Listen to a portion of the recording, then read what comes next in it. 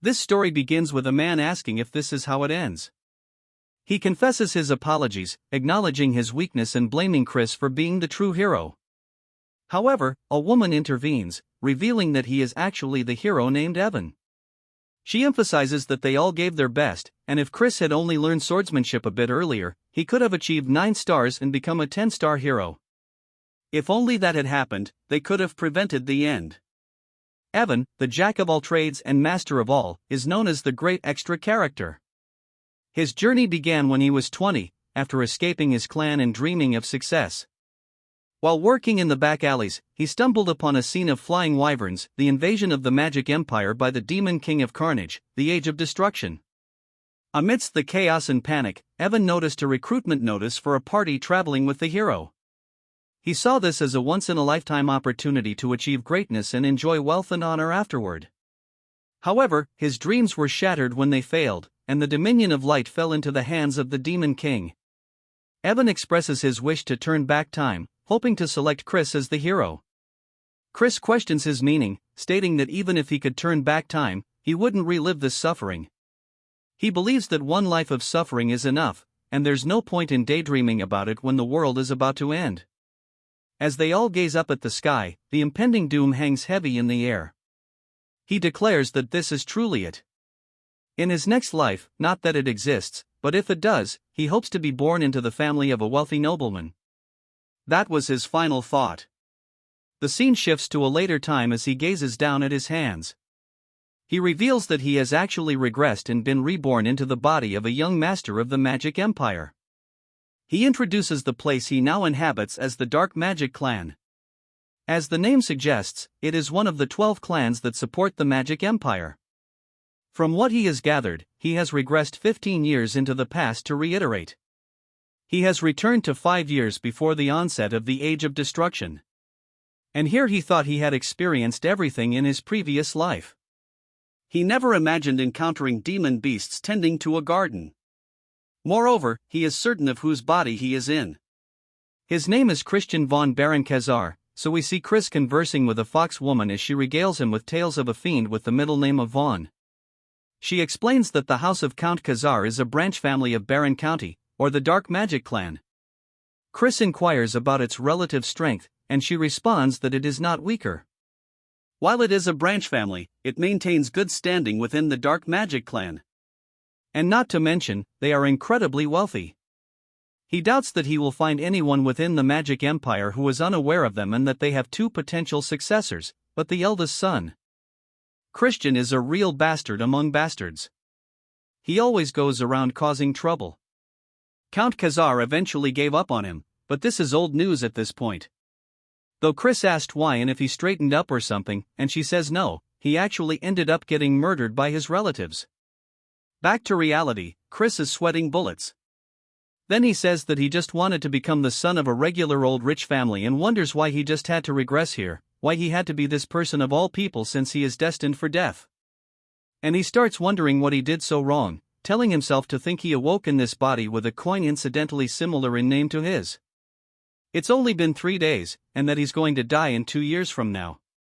The fact that he was eliminated within the house of Count Khazar, a family that places great importance on honor, it probably means that he was an absolute trash human being. And if he just stays nice and quiet, he might be able to avoid his death. But he says that since he's woken up as a rich kid, he should just take care of himself and enjoy the wealth and honor. But he hits himself with a reality check, hitting his forehead, saying there's no way that'll happen. And that Ragnarok, the end of the world, is also the reason that the Demon King of Carnage started the war. It was to put humanity up as a sacrifice to complete Ragnarok. And it was already too late by the time they realized it.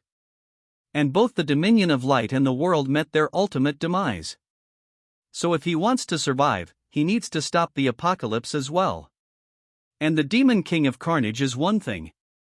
Considering he was the one to actually start the war, the bigger problem is that the countless number of fiends of the Magic Empire are loyal to him. To stop this, he needs to become someone more powerful than the Demon King himself. At this rate, there's only one way for him to actually accomplish this: he needs to become the Demon Emperor and sit at the pinnacle of the Magic Empire. He's been given 5 years before the Age of Destruction begins, and he might as well give it a go. And if he succeeds, this entire empire will become his. It then jumps to his father, yelling out to him, slamming on the table, saying that he told him to remain in his room and for him to reveal his face here after causing the incident not long ago. He must have a death wish. And if he acts out of line one more time, he will personally cut his head off. Chris says that Count Khazar sure is one intimidating dude, but Chris says that he came here to apologize for all the wrongdoings he's committed until now. Since if he wants to go forward with his plan, he needs to get rid of his horrible image. His father asks what he's saying, and Chris drops to his knees, saying that he is truly sorry for everything he's done and it'll never happen again. His father asks if he's really trying to get him to believe this only a few days after his last stunt. And if he's trying to mock him. Chris wonders what exactly he did. He's heard so many stories that he can't even think about what it could be. Chris says the fault for making him lose trust in him is his fault. However, 3 days ago, he also mentioned that he lost a portion of his memories. To reclaim those memories, he reflected on his past actions and has realized just how wrongly he's been living his life. His heart beats with the truth of it. His father says that he's heard his excuses countless times. Chris says that's right because excuses made with words alone mean nothing and that he will show him with his actions going forward. And that he would like to be sent to the punishment cave, and he will remain there for a month and show him a different version of himself. We learned that the punishment cave is a prison used for high-status fiends, and it is a place where not only is there no light, but all 5 of your senses are blocked. Even just a few days is enough to drain one's mind.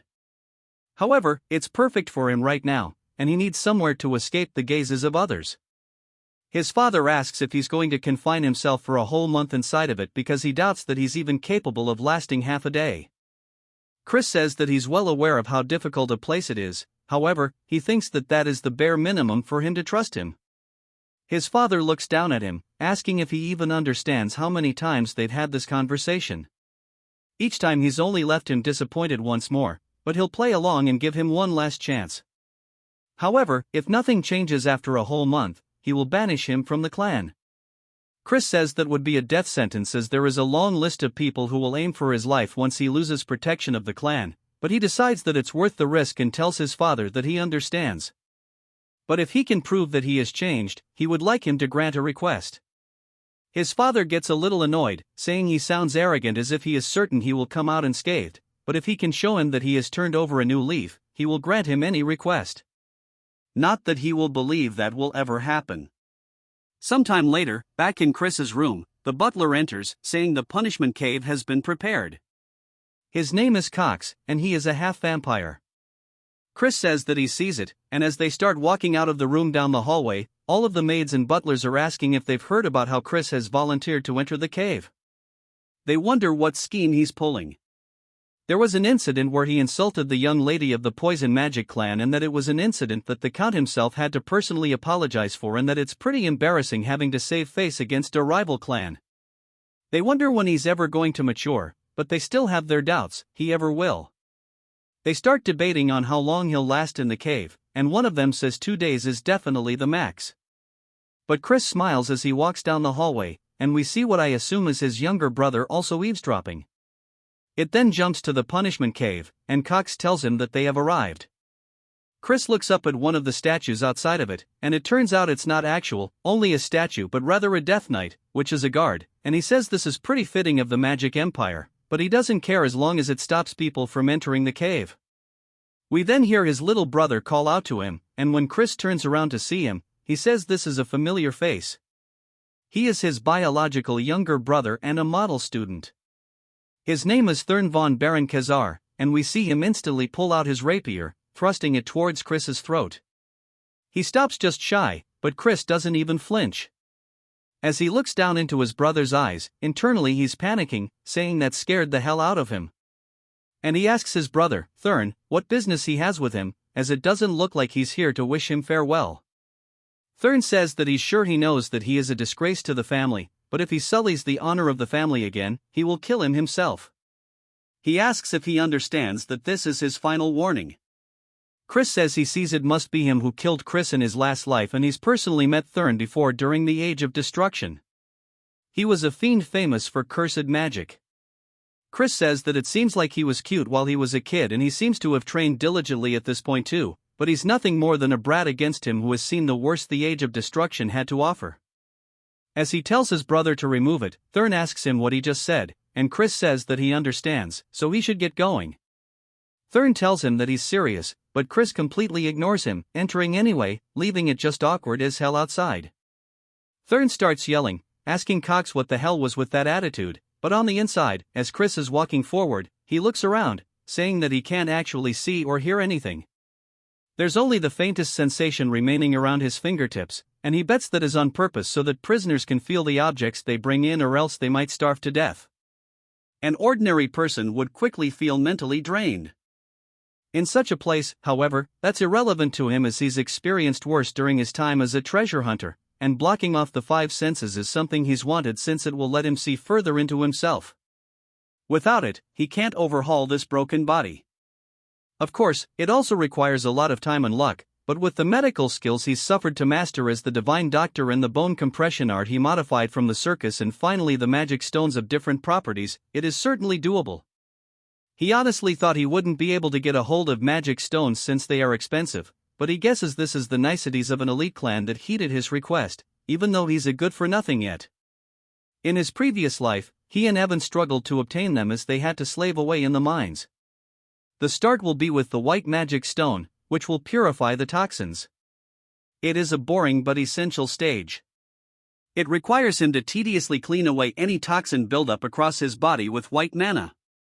Even the smallest mistake would cause great pain across his whole body. As he starts doing exactly that, he feels a tingling sensation, which I would assume is like pins and needles when you're sitting on the turd for too long. And he looks up, smiling, saying that this is a cakewalk to him. Sometime later, we see Cox reporting to Chris's father. When his father asks how Chris is doing, Cox says that he entered the cave and he's worried that it'll break him so bad that he won't be able to even call for help. His father wonders if maybe sending him there was a mistake. He had such a promising future as a child, and he wonders how he broke apart so easily if his gift made him too arrogant. Whatever the reason, he'd rather he be fully ruined or died than live such a wretched life. And he's full of conflicting emotions, such as anger and sadness. Even though Chris's words seemed very reasonable, he doesn't think he should have expectations. He's already tricked him too many times. He asks Cox if he saw anything strange when Cox enters. Cox says there was an incident, and his father tells him to report everything in detail. Cox says in truth the young master took magic stones into the cave with him, including a dream stone that makes one hallucinate, and so they don't know the side effects, so they have to immediately open the cave. We see his father's fist shaking out of frustration, but he tells Cox that they can't, and if that's the case, then just leave him to die. It then jumps to a whole month later as he's standing before the punishment cave. Chris's father says he must be a wreck by now. As the door slowly opens, his father is completely taken aback by the shine he is seeing, and Chris says he's been waiting for him to finally show up. He asks his father if he's surprised, and he told him that he promised that he would return as a changed man. His father starts to tear up, saying those are eyes he hasn't shown him since his childhood, and his father says this means he's actually endured it. Chris laughs, asking if that's a compliment, and his father tells him not to get on his high horse from something that's minor, as he doesn't trust him still. Chris says that just means he has to work harder, and he must think that he barely endured the cave, but that's not the case. Chris was so busy training that he had no time to be bored. Firstly, he made himself the optimal body so he could master swordplay, and thanks to the white monostone, each and every cell in his body was basically bursting with life. Furthermore, the Dreamstone was a game changer. Cox asks if he was really going to take that into the punishment chamber, and Chris says that he's glad he was stubborn about it. Thanks to the hallucinations he drastically reduced. At the time it took for his metamorphosis, and on top of that, he created 2 cores. He shows that he's actually a genius as he uses a 1-star spell called Light, and he used his darkness core to hide his light core. The fiends would make a giant fuss if they discovered it, which is why his father doesn't actually think it's that impressive. Things in there would have been great, but of course, that is not all. As he sensed something, one of the stones flew up towards him. When he got a closer look at it, he says that the dreamstone is just a mess and that someone was hoping to get him high off of it and break him down. But he willingly accepted it and took it head on. He used it as a sacrifice for his leap forward. He tells his father that since he kept his promise, he wants to make a request. His father tells him to speak, and Chris says that he wants to use the Black Swamp Knight's training ground. But his father says it is not good for nothing, like Chris has no place to be there as they are one of the 3 orders of knights supporting the Dark Magic clan. He must know that only the most elite knights may display their skills there. Chris says he's only asking to borrow the training ground and he believes watching the bravery of the Black Swamp Knights would be a good influence on him as he doesn't plan to actually join their order. His father thinks about it for a second before telling him okay, but to heed his warning, and he should not behave disgracefully before the night.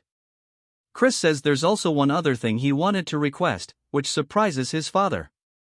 It then jumps to the training ground, and all of the trainees are glancing over, seeing Chris dripped out. They start blatantly bad-mouthing him, and Chris says it must be because they are in the magic empire where strength is more important than status. But there's one reason he came here specifically.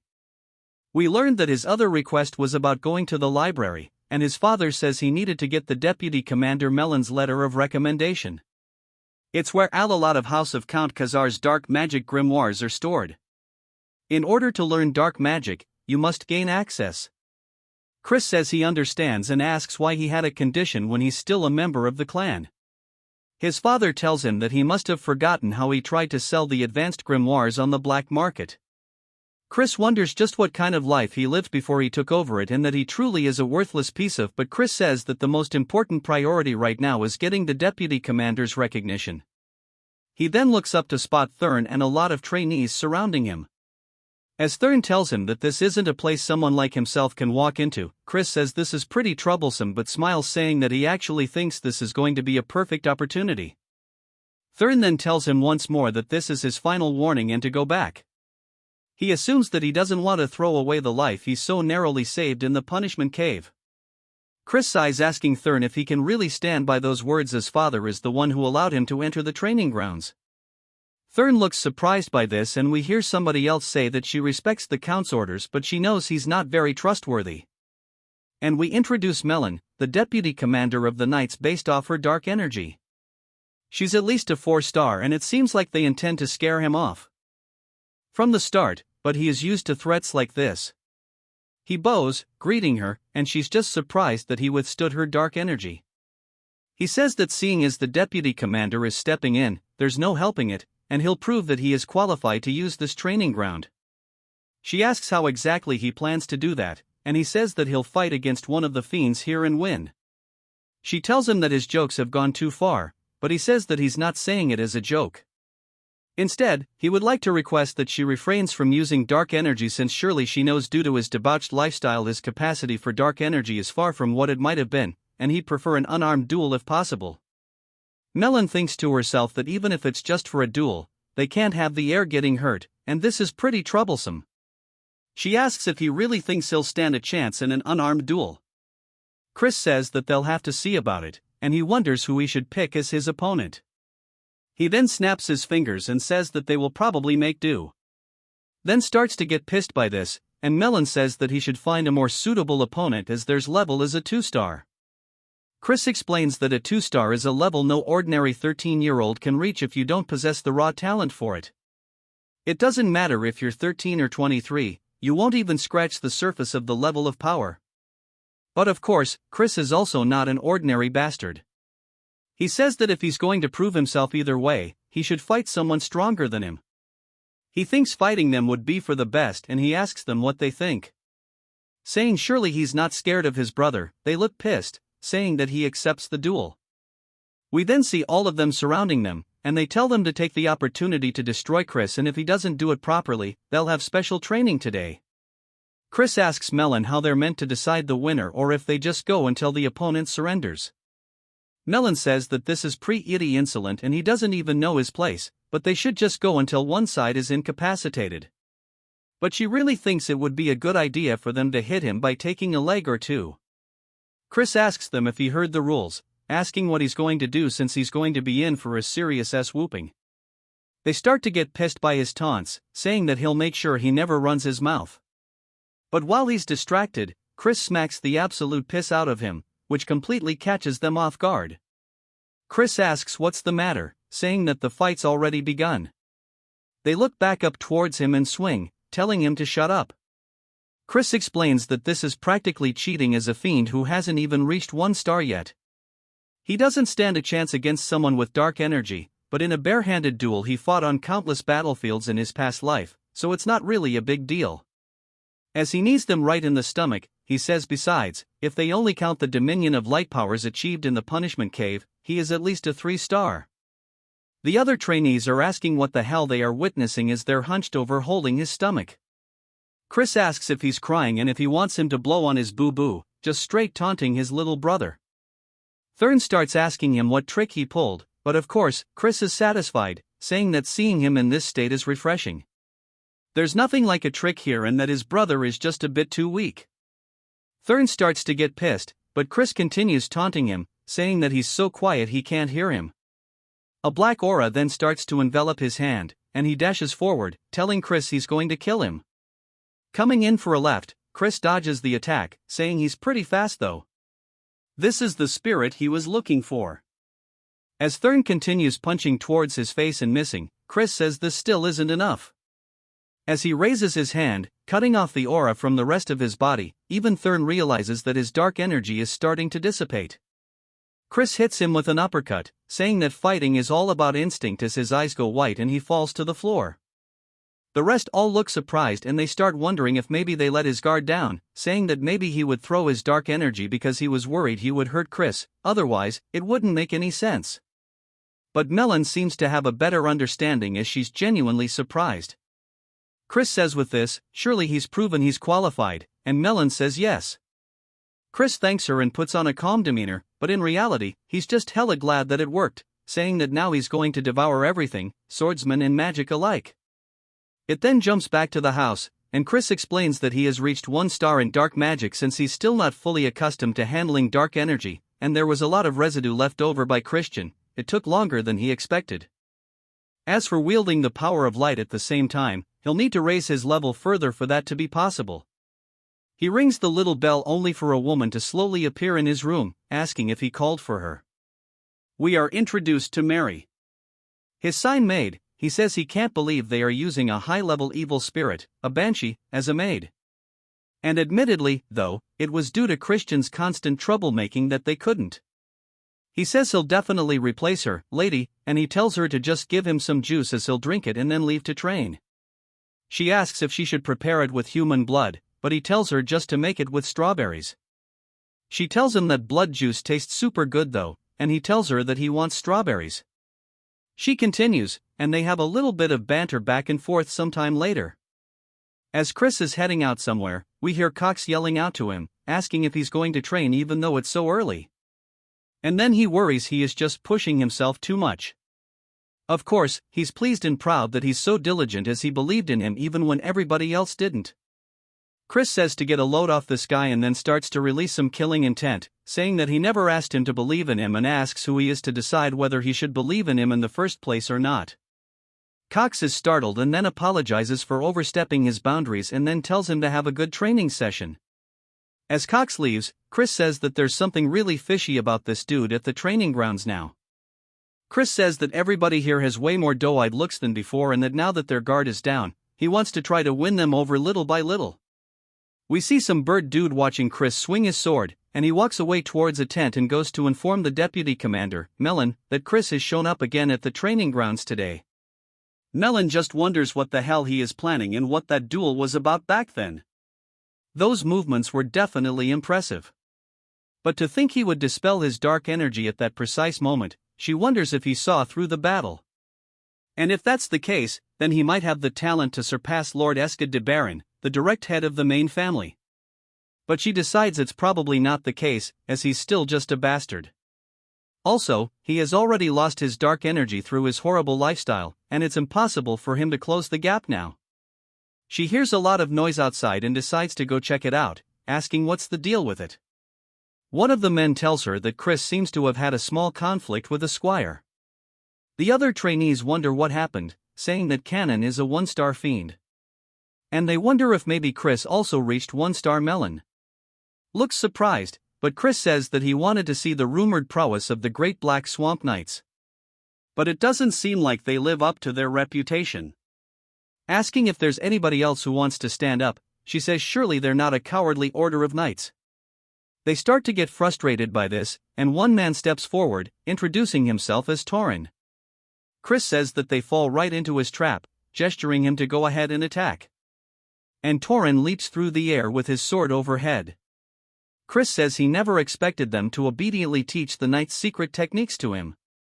Since that's the case, he has no choice but to steal it this way. As he starts fighting back, Tauren's blade, he starts taking note of how they hold the sword in their footwork, saying that this is the mud swordsmanship he's only heard about in rumors. And he starts to mimic it, saying that maybe it'll work out if he does this. He smacks them straight across the face, causing him to drop his weapon too, but it's a huge surprise to Melon. Chris is just happy that he managed to pull off the technique as Tauren lays their face down, ass up. Chris sits on top of him, and everybody else says they can't believe he was actually strong, saying that his darkness core was ruined, so how did he reach 1 star? Melon realizes that this means she wasn't mistaken back then. Chris says this is disappointing and he had too much faith in the knights, and if their skills are this pathetic, he'd say it's all the deputy commander's fault. They start to wonder if they should stop him because he's crazy for taunting her, and Melon says she understands he's happy about his victory, but he's getting a bit too carried away. He says it's better if she shows him the skills of the Black Swamp Knights. She draws one of the training swords, swings it very forcibly right beside Chris, sending up tons of dust, completely shattering the ground beside him. She says that she only needs 1 second to beat a bastard like himself while releasing a very deep purple aura. Chris asks if she's really planning on fighting against someone like him with her full power and that they should only use dark energy up to the 1-star level and prohibit dark magic as well as using only wooden weapons. She starts to exchange her blades, saying that 1 star is more than enough, and she'll break both of his legs with just half of that. He says if that's the case, he'll put both of his legs on the line, asking what she's willing to risk. She says that anything's fine because he won't be walking away from here today. As she dashes forward, he blocks her attack with a sword, but it is definitely heavy. As we see him starting to get pushed back, she continues swinging all over, but he is managing to keep up by blocking and parrying. Even the other trainees notice this, saying that he's held up for a while considering he's up against Melon, but they say that it must be because her main weapon is the great sword, but we see she's frustrated saying that for some reason her attacks are not reaching him even though he's a weakling through and through. He shouldn't be any match for her. She says that when he fought there in the fight just now with Tauren this happened as well.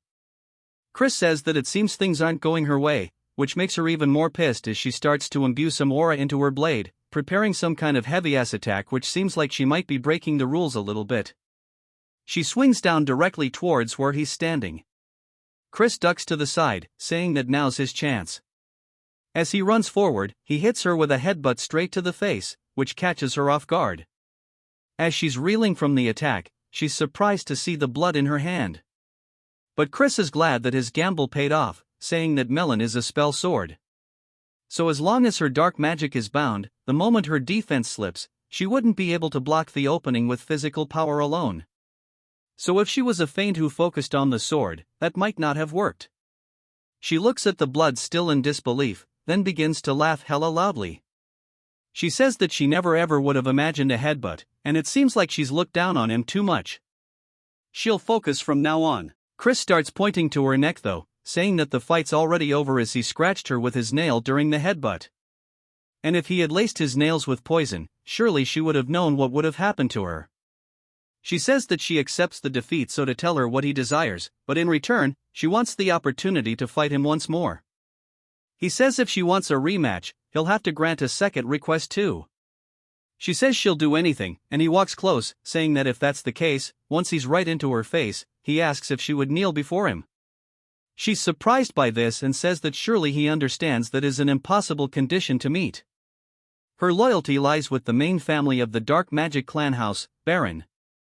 He says, of course, he knows that she is here on an excursion from the main family. However, all of this itself would be resolved if he were to become the young lord of the clan. She's surprised by this and tells him that's utter nonsense, as the 5 young lords whose succession rights have been recognized are all from the direct descendants of the main family. He says there's no rule that says a branch family member can't become a young lord. But about her second duel request, asking if she would like to do it a month from now, he says about the next time they won't limit themselves. She says that he'll have no chance of defeating her. He says that who knows, as few things are truly impossible in this world.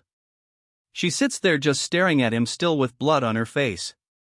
He bows, saying that I'll see her in a month, and on that day, he'll make her realize who her loyalty should truly lie with.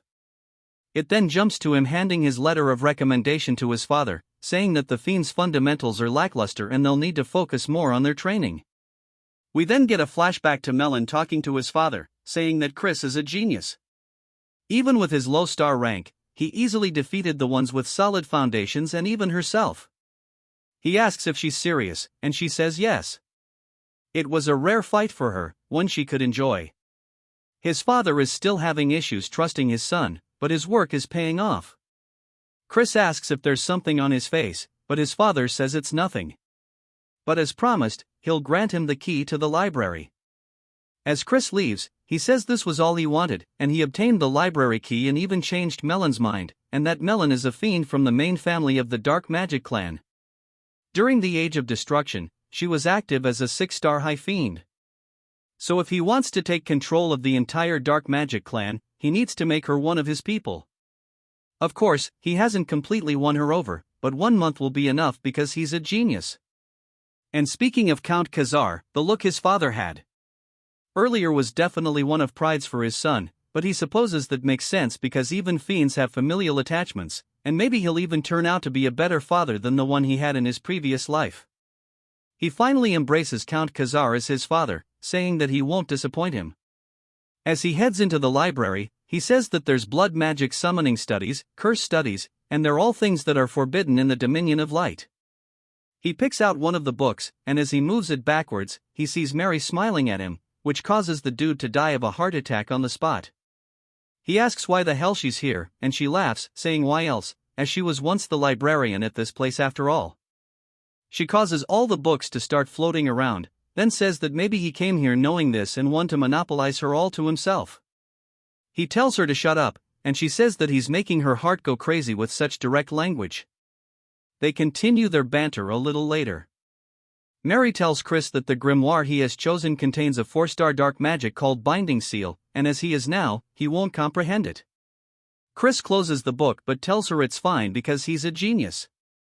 She clearly doesn't think that's the case but pretends by saying that not only is he handsome but he's also a genius, and that's truly super.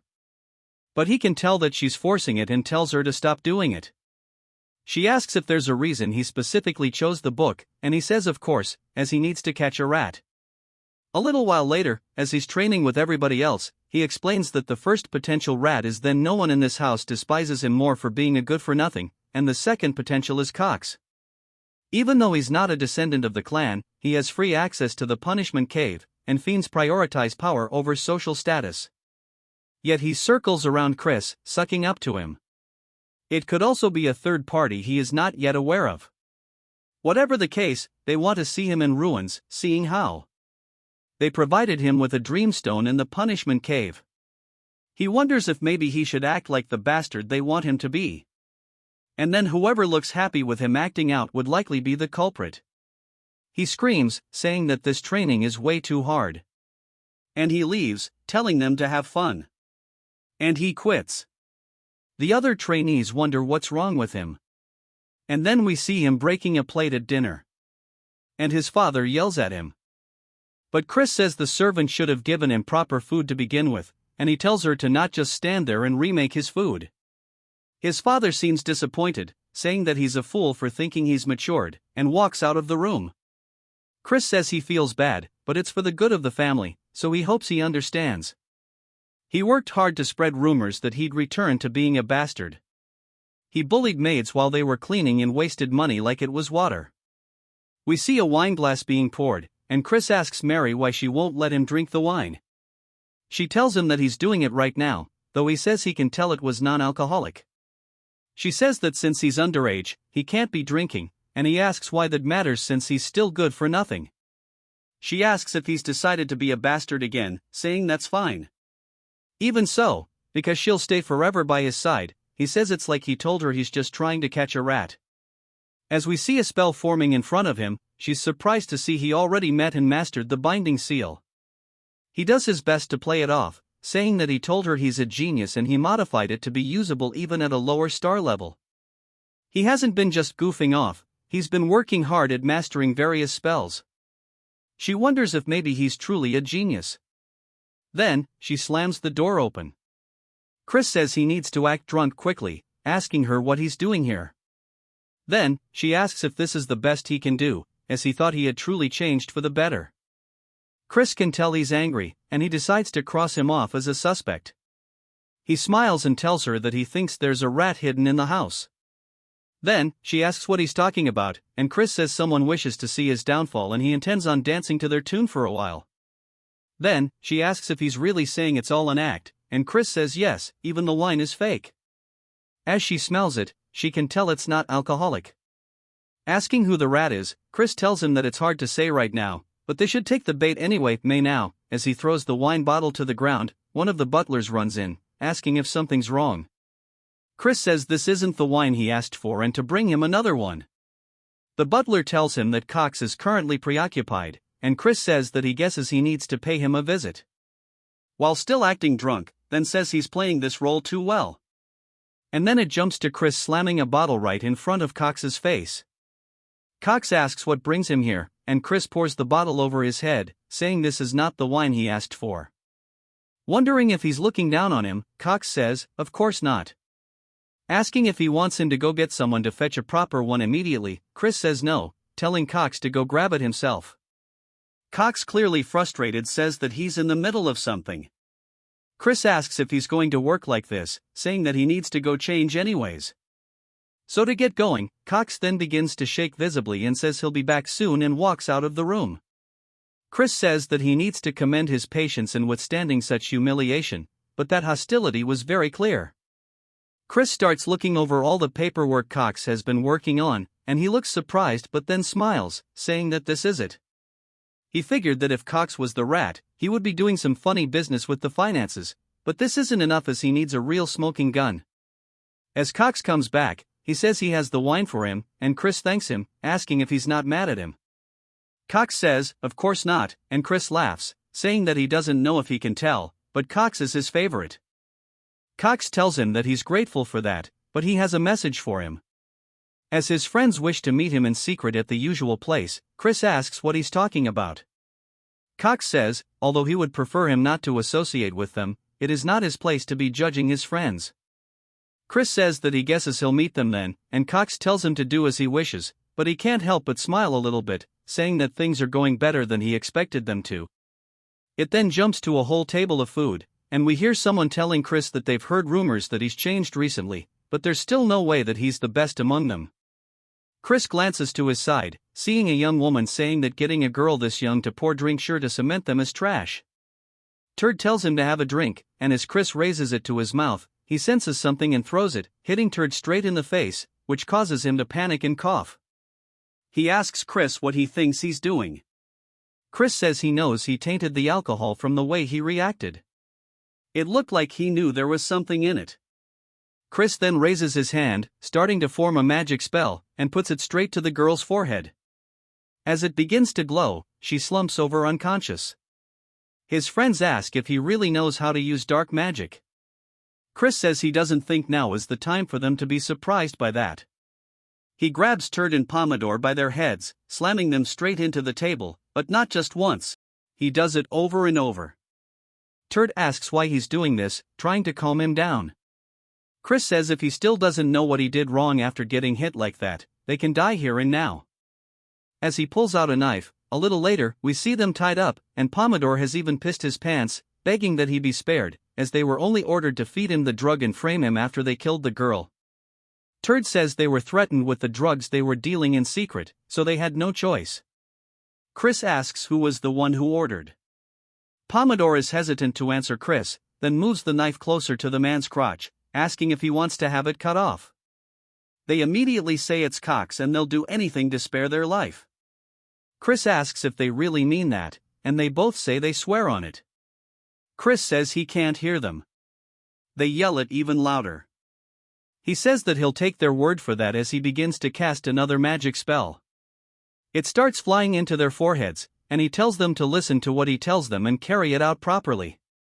They both fall unconscious onto the floor, Pomodoro or even foaming out the mouth a little later. Cox runs into Chris's father's office, saying there's a problem. When he asks what it is, Cox says that the young master has committed murder. It seems he got drunk at night and killed the one who was giving him drinks and threw their body into the river. It seems they won't be able to overlook this one so easily. Asking him what they should do, Chris's father tells Cox to bring him to the Fiend Court as he invokes his immediate trial. Cox smiles, thinking that his plan is going perfectly. At the court, we see Chris standing trial. He tells his father that he's innocent. His father asks if he really plans to lie as there are witnesses. Chris asks how that could be the case when it never happened and that he thinks there's just been a misunderstanding. As the young woman enters the room, he says that this is the dead servant herself, Turd and Patter. Look genuinely surprised by this, she says that Chris took her home after she woke up from falling unconscious and he even gave her money to help her pay her rent, but Pomodoro and Turd are the evil ones and they put drugs in Chris's drink. His father asks what's going on here, and Chris decides that it's time to get this show on the road and begins activating his magic. Turd says that it's correct. They gave false reports, and Pomodoro says it was because they were given orders by the butler Cox to frame the young master. Cox starts panicking, asking why that kind of trash they're spewing, and that this is slander, and that Chris and his friends are trying to frame him. Cox also tells Chris that the joke's gone on for too long, and he's crossed the line, but Chris knew he would react this way, and he says as the victim of this incident, he would like to request one thing. His father asks what it is, and Chris says that he wants him to act as a proxy of his authority to directly question Cox. His father looks a little confused but decides to go along with it, saying that he'll leave it to him to head the defendant's stand, but to know the moment he acts in a way that is inappropriate, his authority shall be revoked immediately. Chris says that he'll finish this quickly, and as the representative of the great ruler of the Magic Empire, the Demon Emperor, and as a member of the Dark Magic clan that governs the eastern region of the Southern Magic Kingdom, and as a representative of Count Khazar, he will now question the defendant. He asks Cox if he swears that he will only answer with the truth to his words. Cox says that he will, and Chris says that as a representative of the Demon Emperor, he asks if he swears to only answer the truth. Cox says that he does, and then a magic spell begins to flow towards his forehead, causing him to hold his head in pain. He wonders what the hell is going on. Others start to recognize it as the binding seal. Asking how Airbrat could use a 4-star dark magic, Chris says that this was modified so it could be used at a lower star rank. However, it has additional conditions, and that is he needs the target to swear twice, and that Cox has now fallen right into his trap. Cox asks him what he just did, and Chris says that he just swore that he will answer with nothing but the truth and asks what the reason he hired his friends to slander his name was for. Cox's head starts to feel hella painful as he lets out a scream, and he says that he received an order and that there was a man who knew of his corruption and threatened him, telling him to ruin the young master. This is why from when he was young, he has been sabotaging him. Chris says that by corruption, he's talking about the embezzlement he's been committing for quite some time, and he's already seen through that as well. He leaps down, asking Cox who gave him the order. Cox says that if he says it, then he'll be in a bad position, but Chris uses the binding spell, telling him to speak now. Cox says that it was Sir Escott and that it was the second son. Cox panics and says that he needs to run away before he gets killed by him, but Chris draws the blade from the nearby guard and cuts Cox's head clean off. Much to his father's surprise, Chris says that by the borrowed authority from the Count, he has punished the sinner as Cox's corpse lies there on the floor. His father asks why this was the decision he came to, and Chris says that had they left Cox alive, the main family would have fabricated evidence and covered up his incident. They cannot be indulgent with him furthermore. He intends to ensure that everyone remembers the truth of it and that he should try to sabotage him. His father looks a bit anxious and then snaps his fingers, telling him to follow him as he opens up some kind of gateway behind him. Chris enters, asking where they are. His father says that this is a secret training ground as there are too many eyes in the courtroom. His father then says about what he said just now, asking if he means to say that Eskid will cause more trouble as a result of the succession conflict because a family's power and authority is directly tied to the successor they support. He tells him his decision was correct, but he feels that he may have acted hastily. However, with things as they stand now, they will have to support the first young lady. The first young lord isn't an option because he is a crazed, bloodthirsty lunatic. Chris says there is also another option, which is for he himself to become the successor. His father says that's nonsense, but Chris says that someone from a branch family can be recognized as a successor if they possess the necessary ability. His father says that's just a role by name alone and it is not enforced. Chris says that he doesn't really know about that because why else would he should try to sabotage him? His father says that he may have been more talented than Eskid in his childhood, but he's been lagging quite far behind him now. Chris says that he'll make quick work of catching up, but to do that, he needs his help. He wants his father to use his authority to recommend that he participate in the Sacred Dark Rite competition. He says that's wrong too. 2 months from now, his father tells him that he'll need to be a 2-star to participate and that he only just gained 1 star. Chris says that he'll make sure to reach it within the next 2 months. Then, so surely this one time his father can help him out. Sometime later, we hear the maids talking about how it seems Chris truly has changed and they have heard that the Count himself has been personally training him. Asks if she has meant the same training that even the senior knight struggled so much with and that he doesn't know how long Chris will last. As we see Chris cutting something cleanly in half, he says that he needs to bind it with mud swordsmanship and then sever it with blackside swordsmanship. Asking his father if he's correct, his father says that he only started teaching him this today, yet he understood it immediately. Chris asks why he has to keep doing it this way because keeping them separate is so weird. His father asks what he means and Chris says that he feels like there's a more efficient method. As another mushroom monster spawns in, Chris runs forward, cutting its legs clean off. His father says that was mud swordsmanship, asking how he did that when it's not meant for slicing. Chris explains that he only used the mud swordsmanship but he wrapped it in the black side sword energy. His father internally is freaking out, saying that's not something a 1-star should be able to do, but plays it cool, saying that's pretty powerful, but using 2 techniques means it's going to be difficult to use curses too. Chris shows that he can still do it anyways and says that it's still pretty easy and it's not really an inconvenience at all. His father then freaks out externally this time too. It jumps to 2 whole weeks later as Chris is lying on the ground. He says that running is so hard and it's not like he can half-ask this since stamina is key to increasing his power stage. We then hear Melon asking if he's already exhausted as the duel isn't far off and she's eagerly waiting for the promised day to arrive, he says. She always has such an intense presence, and that he's doing his best to meet her expectations. She says that she's aware of his growth, but he's still a 1-star, and he'll never get her to kneel before him. He says that he's sure it would happen and he's sure he'll learn something through the duel, so it won't be for nothing if it doesn't. She laughs, saying that he's still full of energy, and she hopes he fights past his limits and entertains her. He says that she is currently an upper 4-star. We learn that in a single stage, there are 3 separate tiers, lower, middle, and upper. As an upper 1-star, he is way below her level. However, he comes from a rich family, which means that he's a wallet warrior. As he enters his room, he asks Mary if she's finished packing his bag for the outing, and she says, of course. And that's since it's their first outing together. She made sure to dress to impress. He says that he never said that she was coming with him, though, and she laughs, saying that he must be worried and she's going to get a heat stroke from this. And that he shouldn't care because it's her pleasure to serve him. He asks how a banshee is meant to get a heat stroke in the first place. He recalls asking his father if he could change to a human attendant, and his father says he cannot since he made a contract with Mary. And that a high-ranked banshee cannot be managed without a contract. And he asks his father if he could even tell him how to avoid the contract then, and he says that it's going to be him sharing a very deep kiss with Mary. Chris says that he can't believe Christian did this in the first place. He tells Mary that she can't come with him as he's headed to a place with lots of people. She looks so sad, saying that she was looking forward to going out. He says that it's just her spiritual energy might injure people. She keeps the puppy dog eyes, saying that she's been stuck in here for decades now, and bro can't believe that she's this sad about it. And folds into zero pressure, saying that he came along, but she just shouldn't show up around others. She says that he truly is the best being, all excited, and he tells her just to follow him. She asks where they are going, and he says that it's somewhere he can make a profit.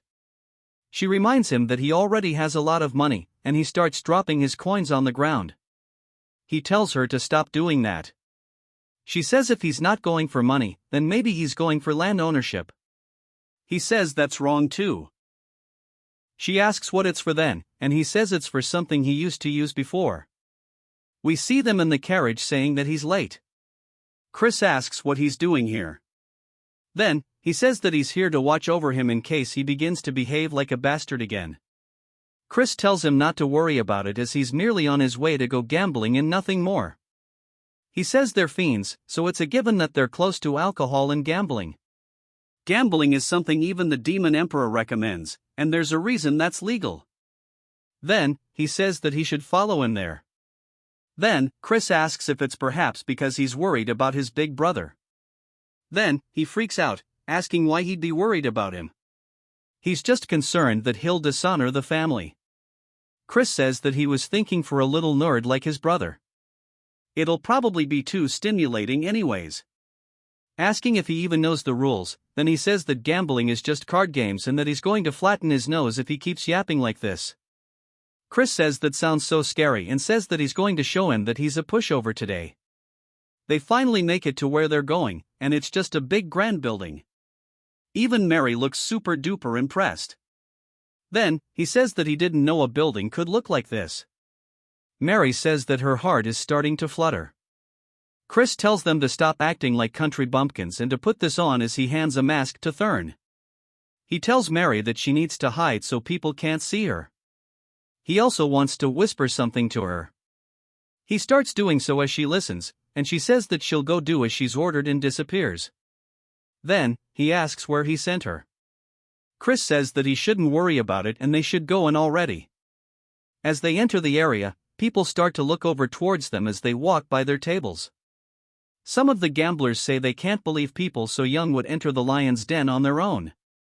Chris says that he wants to make a bet with Thurn on who wins. He'll make more money in an hour, and if he wins, he'll call him older brother for a month.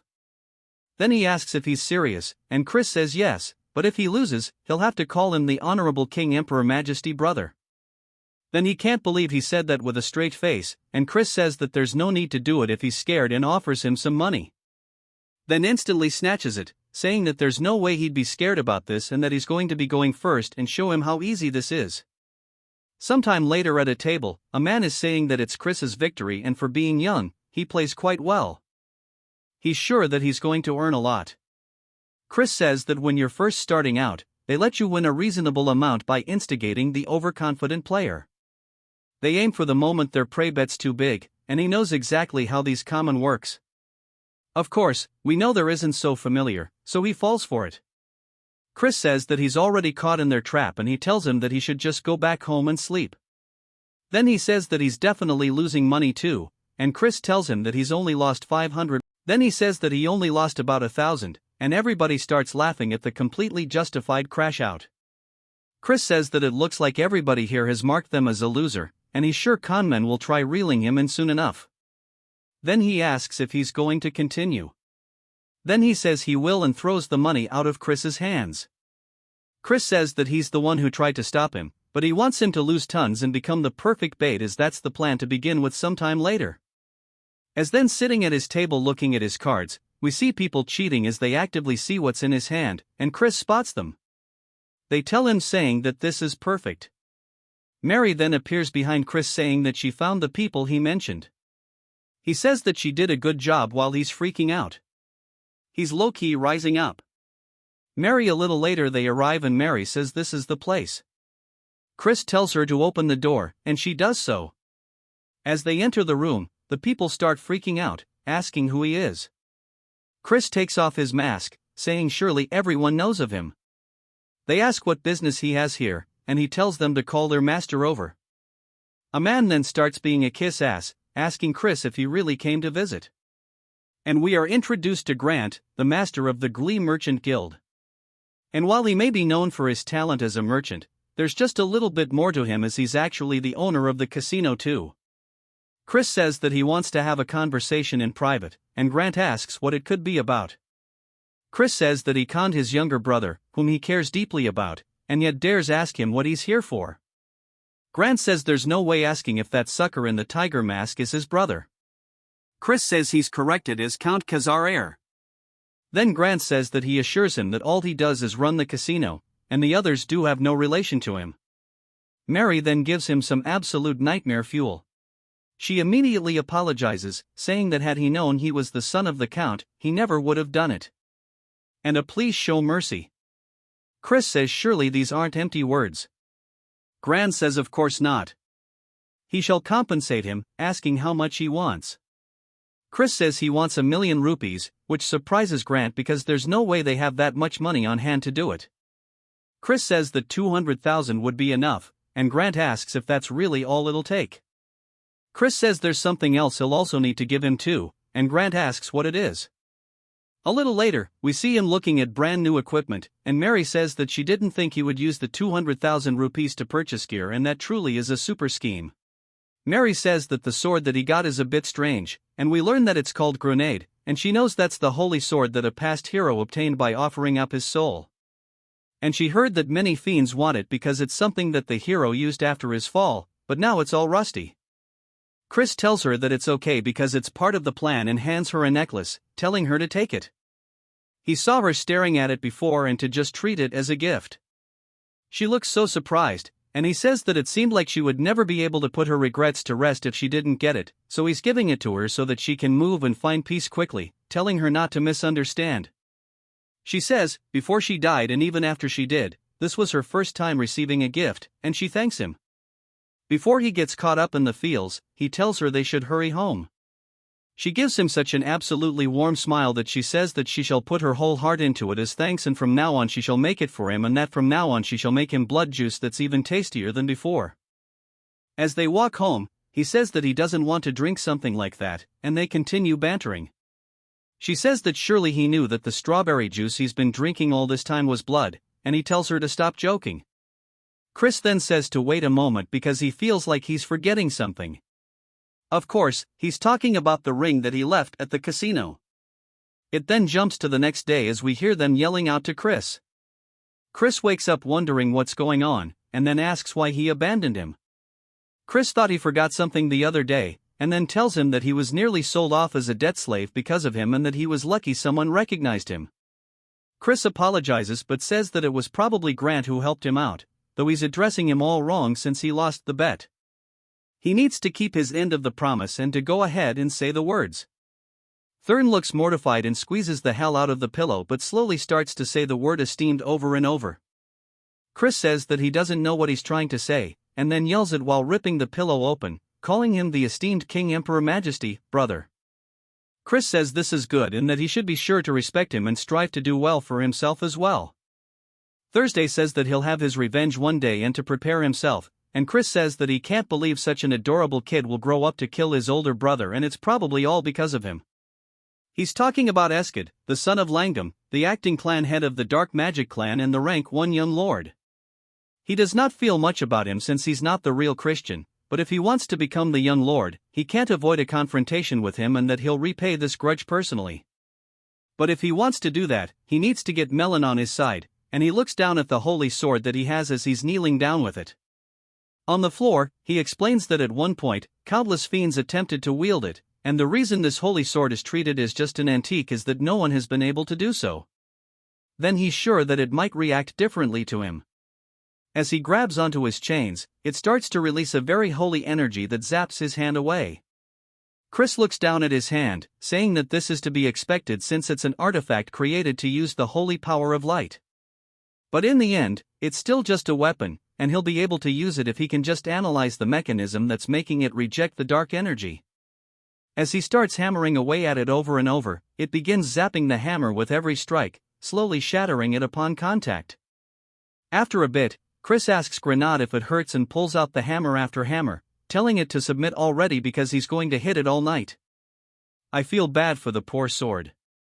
A few days later, at the secret training grounds, we see his father asking if he's done his preparations. Chris says he has, and we see a woman in front of him. He asks who she is, but he says that he thinks he's seen her somewhere before. He then realizes who it is and greets the KN commander of the Black Shadow Knights. She says it's been a while, and we learn that this is his aunt, named Marion. She is the daughter of the Elder Clan head, the master of the Dark Magic Clan, and the older sister of his father and Count Langam. She protects the Elder Clan head and is in charge of secret missions and surveillance within the clan.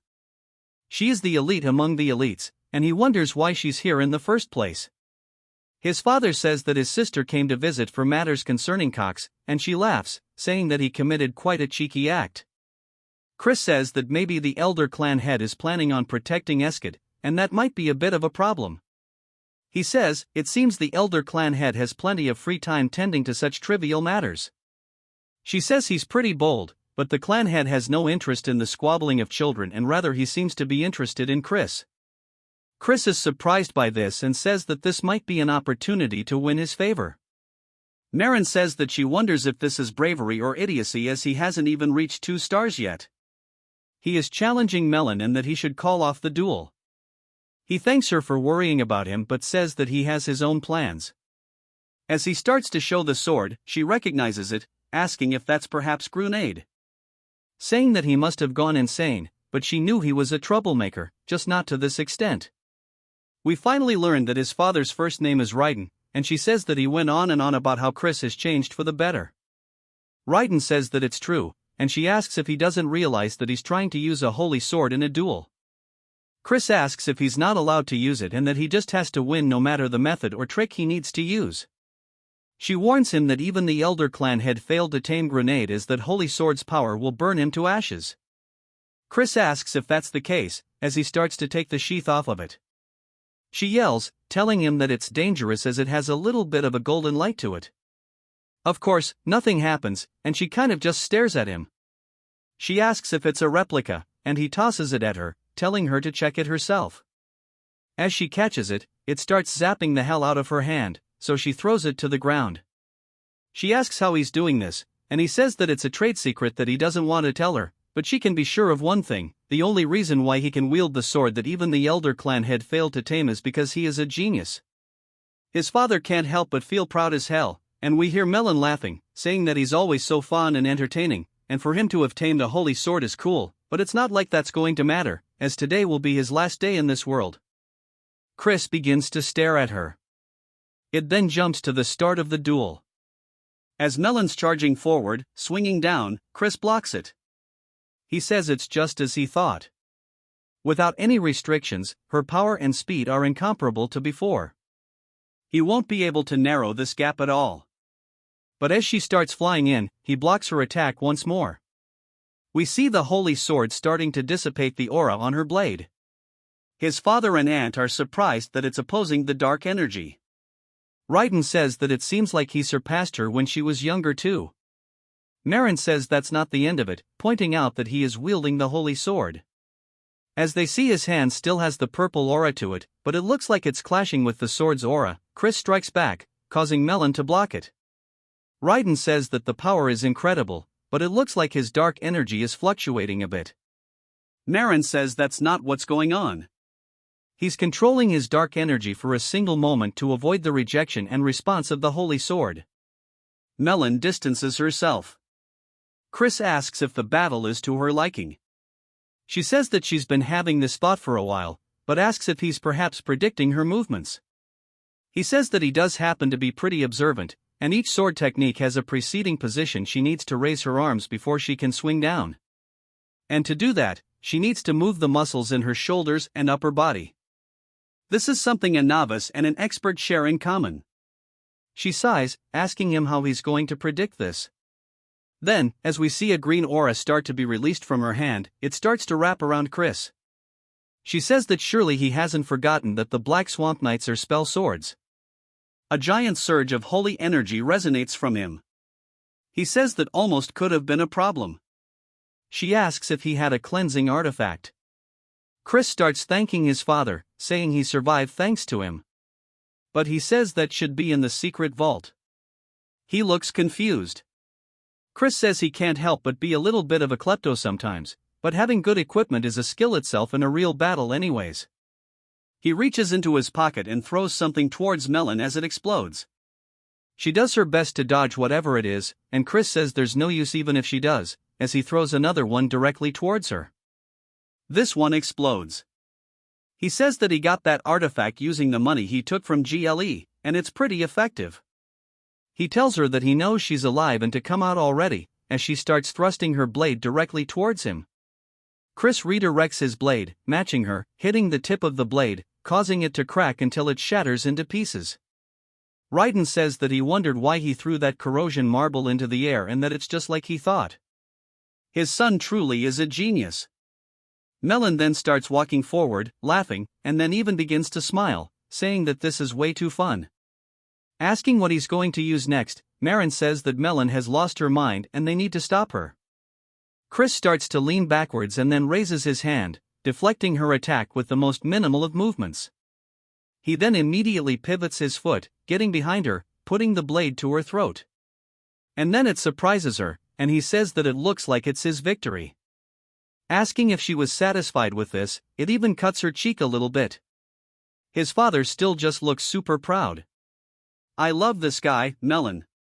Then laughs, saying if he's genuinely asking, that she can't even calm down anymore. He then says that he wants an answer to his previous request as soon as possible. Although it was his victory, he will show respect, etc., if she wishes to refuse, as loyalty isn't something that can be obtained by force. She asks if she continues to stand by his side if he'll fight her like this in the future. He grabs her hand, saying that he'll fight her as much as she wants it. Then jumps to later, as Marin is looking out at the sunset. She says that him wielding dark energy like that is something special. As we see a man throwing the holy sword onto the ground, says he refuses.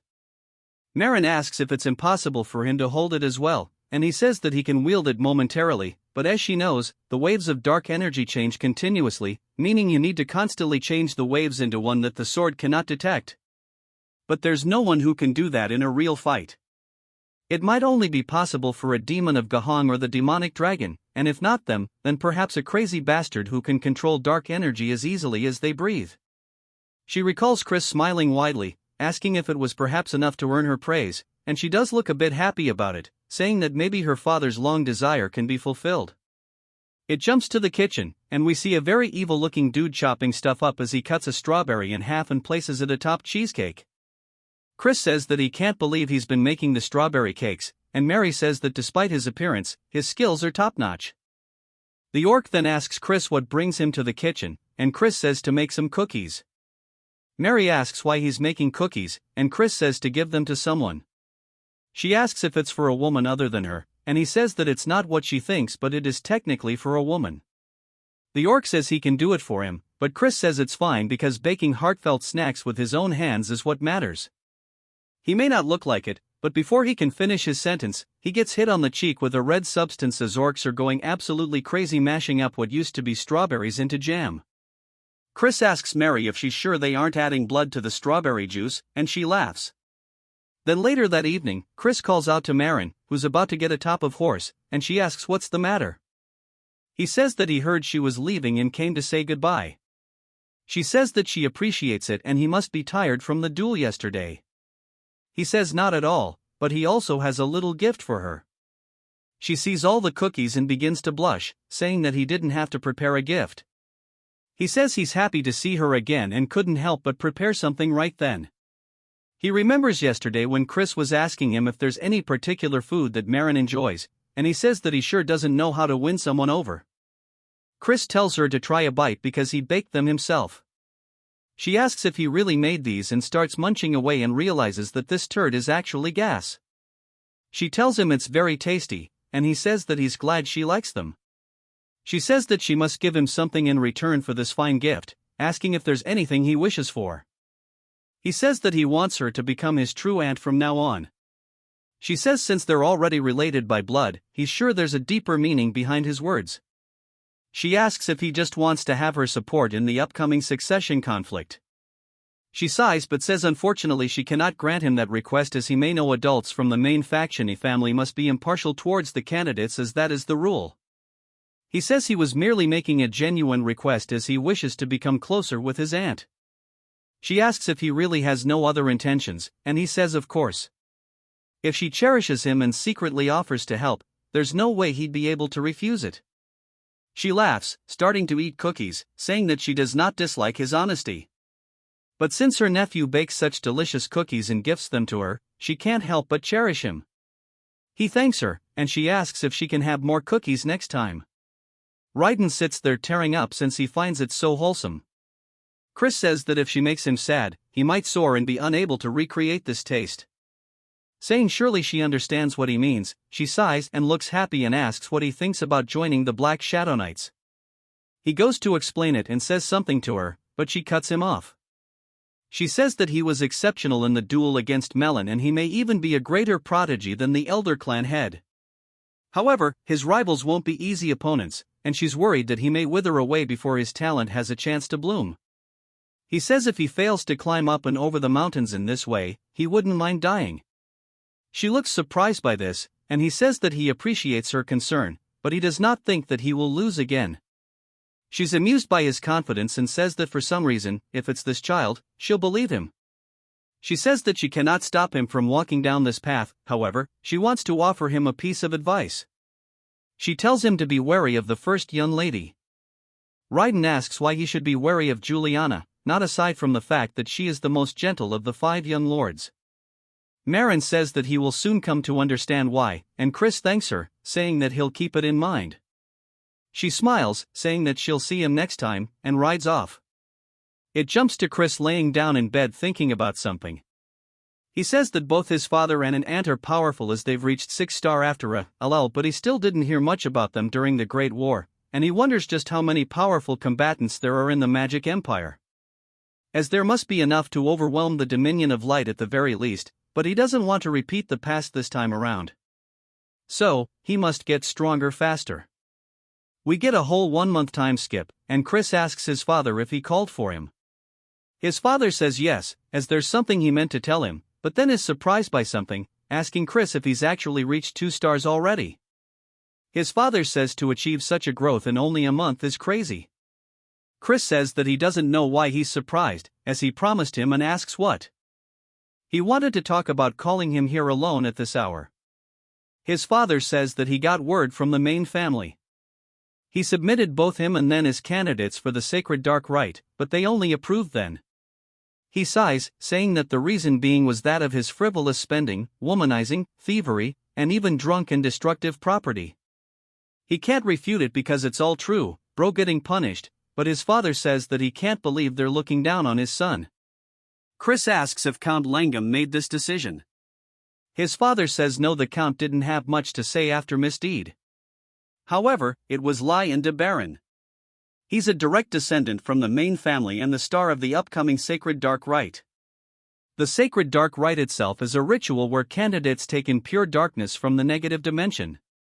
Since the amount is limited, candidates participate in a quasi-deathmatch to decide on hierarchy.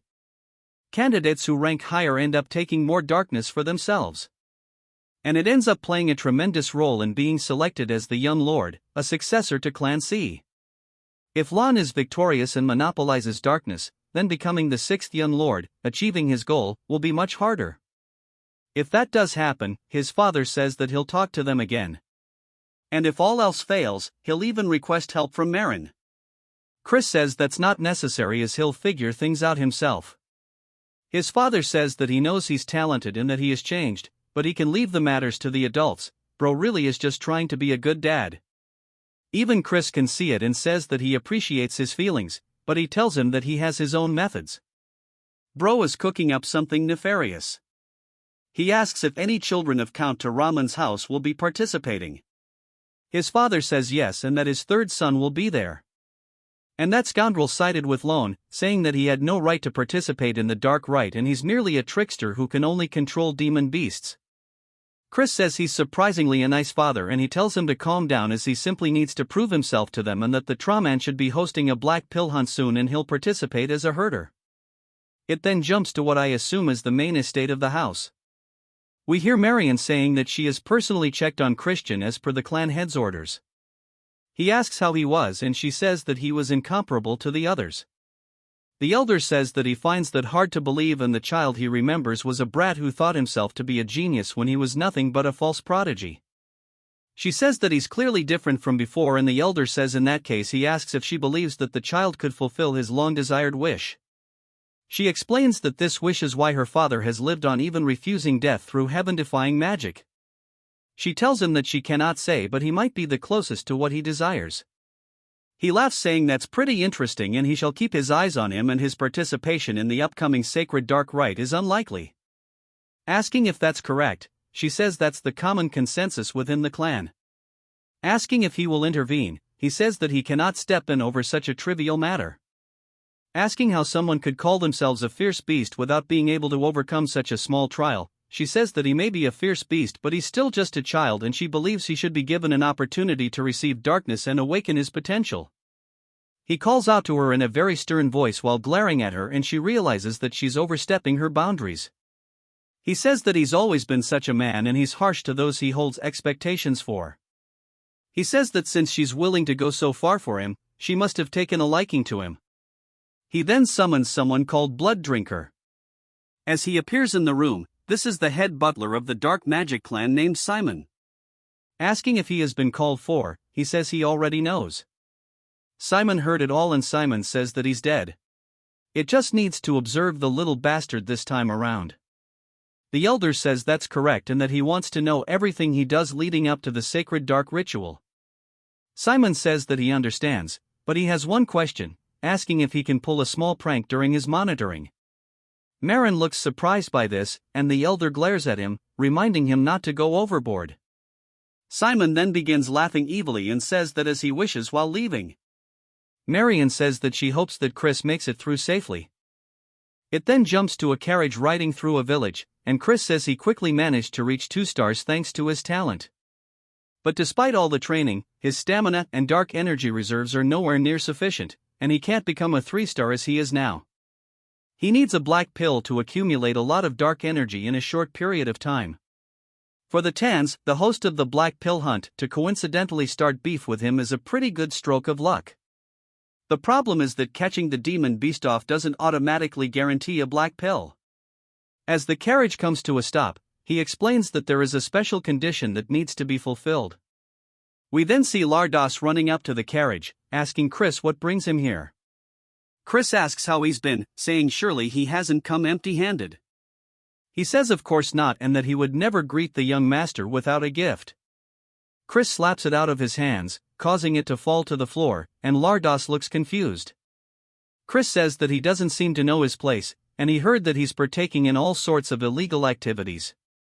After all, we even get a funny image of him bullying him. Chris says that he'll let it slide this once, so he should cut any activities that cross the line.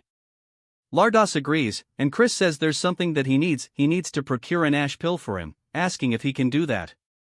Lardos says that those recently surged in price, and Chris says that he sees how it is and asks Mary if she's ready. She begins laughing, and holy turd, put it away, where's cute Mary at? I feel sorry for Lardos. He immediately gets on his hands and knees, saying he'll get it immediately, and Chris says it's so nice and easy when he cooperates. And then says that while he's at it, he wants a dagger sharp enough to cut armor. Lardos looks confused, and Chris leaves. Poor guy, but he is not a good person, don't forget that. As they're heading back, Mary asks if it's time to go home, and Chris says that there's still one more place he needs to visit. He sees a potion store, telling the coachman to stop here, and he enters. He starts looking around the shop, saying everything that he'll take, and Mary asks what he's doing all this for. Chris says that he has a use for it, but she asks what use he has for an aphrodisiac. And she starts getting the wrong idea, they're kind of staring at him, and Chris starts to sweat nervously. Then she starts to think that maybe it's time for the both of them, but he tells her it isn't, and she says that she understands. He yells, saying that he said it isn't and that it's not for him, it's for someone else to use. She slyly locks in on the JoJo pose, asking if it could be for the Count. Chris nods his head, and the shopkeep also understands because Raiden's age is getting ahead of him. Chris tells the shopkeep that for the Count's honor, he must absolutely keep this a secret, and he says that he'll be careful. It then jumps to a little bit later, and we see Thurn greeting Chris. Chris says to repeat his title and starts talking to him, and he hits the whole thing. He says that he heard the black pill hunt is dangerous, so he should avoid getting hurt. Chris asks if he's worrying about him, and he says that he's just worried they won't have a proper duel. And of course, bro just hella embarrassed. The Count says that he should make sure to flatten those House Tyramin bastards' noses. Chris says of course, and he shall bring back some refreshing news. Their father starts asking Thurn what the King Emperor thing from before meant, and Thurn gets way too embarrassed, saying that he doesn't need to know. It then jumps to the house of Count Tyramin, and we see a little goblin saying that he's only going to say this once more and that Chris is not allowed entrance into the Count's mansion. The boys start getting his back, saying that they can't believe he's acting this way, asking if he even knows who this person is. The goblin says that the young master also has orders and he has no favor to repay a good-for-nothing bastard. Chris asks if he's trying to tell him that he needs to find his own accommodations. The goblin says that is the case and says so nervously. One of the boys says he's immediately going to go cut that bastard's head off, but Chris gets him to stop, asking about the payment for the accommodations. Then the goblin gets scared, saying that he can bill it to Count Tyramin. Chris asks if that's really the case as we see a fancy-ass courtyard, a fancy-ass house. Bro actually gone out of his way to rent a mansion. The workers ask how much this cost, debating that it's probably at least 100,000 rupees. Chris says it's not often they can spend someone else's money as much as they want and that he'll give them 1 hour to organize their luggage and they can go out to drink after there's some movement in one of the luggage. Chris says that he just heard something, only for Mary to pop out saying that this mansion is just super and that it looks perfect to serve him. Chris asks why the hell she's here, and she says that she hid inside his luggage because she promised to be his maid forever. She says that seeing how shy he's acting is adorable and based off his expression, he surely missed her. Someone then yells, calling out to him asking what the hell is up with this bill. We are introduced to Yahello, the third son of Count Tyramin. Chris says that since the protagonist of the Black Pill Hunt told him to go find his own place to sleep, he did. Asking what's wrong, he says that since this honored one can't stay in a mere hotel, he just purchased a passable mansion. It can't be that he's squabbling like this because of mere money. Considering he's a pathetic person who doesn't know how to treat guests, he thought it was a pretty cheap price for teaching him manners. A lawyer starts to get pissed and squeezes the paper while releasing some kind of spell that summons a panther. He asks Chris if he wants to die. Chris says that this must be the Count's subjugation arts. Unlike the Alliance's taming subjugation arts, these are dark magic that binds and controls the demon beast through fear. There are formulas secretly mixed and that paralyze the demon beast's reasoning and cause delusions of fear and excitement. However, it's a bit more complex than he thought, so it'll be a stretch to learn it all in a short period of time. But for now, he wants to beat the living hell out of it. Chris then tells Mary that in order to eliminate that scary kitty, he definitely thinks he'll need a weapon. She laughs, opening up their little storage. He pulls it out, telling Alrose to go ahead and come at him. Alrose yells, saying that he doesn't want him to order around. As the beast starts running directly toward him, it opens its mouth. Leaping, Chris raises his stick, blocking the attack. As it starts to bite into it, it actually shatters it, breaking it, sending Chris backwards onto the floor. Chris says that's not too bad, but a 2v1 is practically cheating, and this won't do. If he wins, he'll have to participate as a guard instead of a header, and it needs to be at least this much to make it meet. Asking Alrose what he thinks, Alrose calls him a cocky son of a bird while jumping on the leopard, saying that he's going to make him kneel for this. As it comes in for the second attack, Aloys looks confident as it pounces on the ground, but the leopard looks underneath its hands, wondering where Chris is. Even Alo does as Chris comes up behind, smacking him once and then immediately 3 more times with the stick. Chris asks if it hurts, saying that he better not start crying. Alrose creates some distance, and Chris says that he won't go easy on him, even if he does. Alrose tells him to shut the hell up. Chris starts to release some hella killing intent toward Alrose and the leopard. The leopard immediately feels an intense fear and starts to panic and hides and runs away, leaving Alrose standing there asking what the hell he did to his Choco. Chris says that he only used a mere 2-star illusion spell and it seems that it was too much for his subjugation arts to overcome. Alrose starts to prepare another spell, telling him to shut up once more as one mean asshole-looking horse starts to summon up from under the ground. Chris asks if he understands what kind of person he is. Alrose is confused and Chris eats his weapon forward hell fast, hitting Alrose straight in the forehead, knocking him to the floor as his eyes go white. Chris says that he doesn't bother waiting for transformations or casting and the poor horse is just stuck trying to get out of the ground. It then jumps to Chris, gambling as they're asking if he's certain he should be doing this. Chris says there's plenty of time left and he should rest when he can. They tell him he's not exactly resting right now though. Chris asks what's wrong with a good-for-nothing guy like himself doing what he should be doing. Asking Mary if she agrees, she says of course and just seems so happy and says that as long as he doesn't drink alcohol, poor Chris wants actual alcohol, but she won't give him any. But it's not like he can say no. The goblin from earlier asks why Yahello wants them to keep an eye on such a bastard. Chris says they should come join him at the table. He's sure their master won't wake up until tomorrow since he beat him to a pulp and he'll keep it a secret. Asking what they think about it, they tell him to mind his own business and he tells them to have fun watching them as they continue going all the way until nightfall. We see the goblin and the hyena dude staring down at Chris, saying that he's sure he's a good-for-nothing and it's pointless to keep watching him for any longer.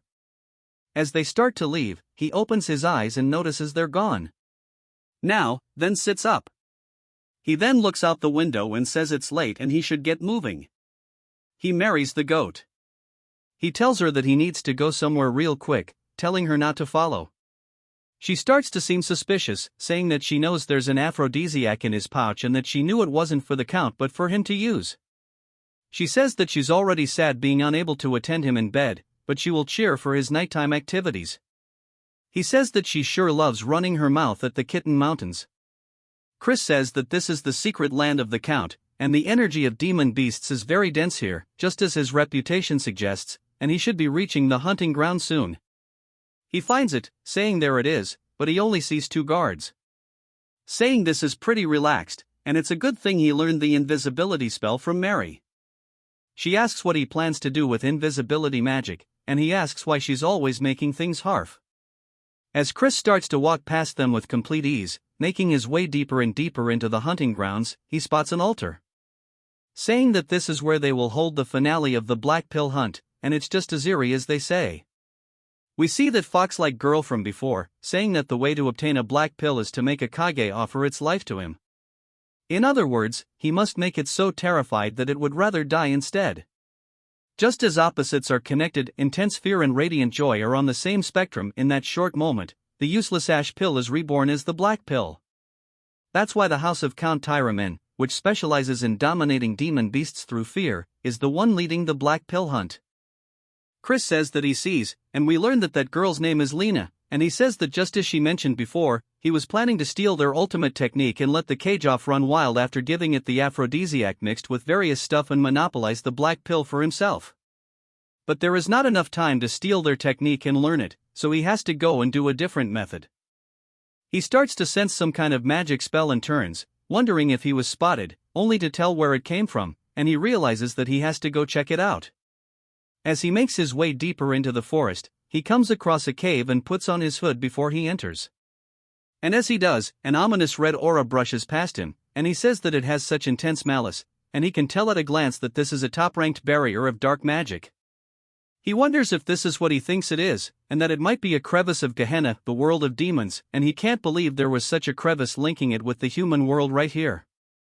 Then he wonders what would happen if he lured the cage off over here, and he even has something to do it with.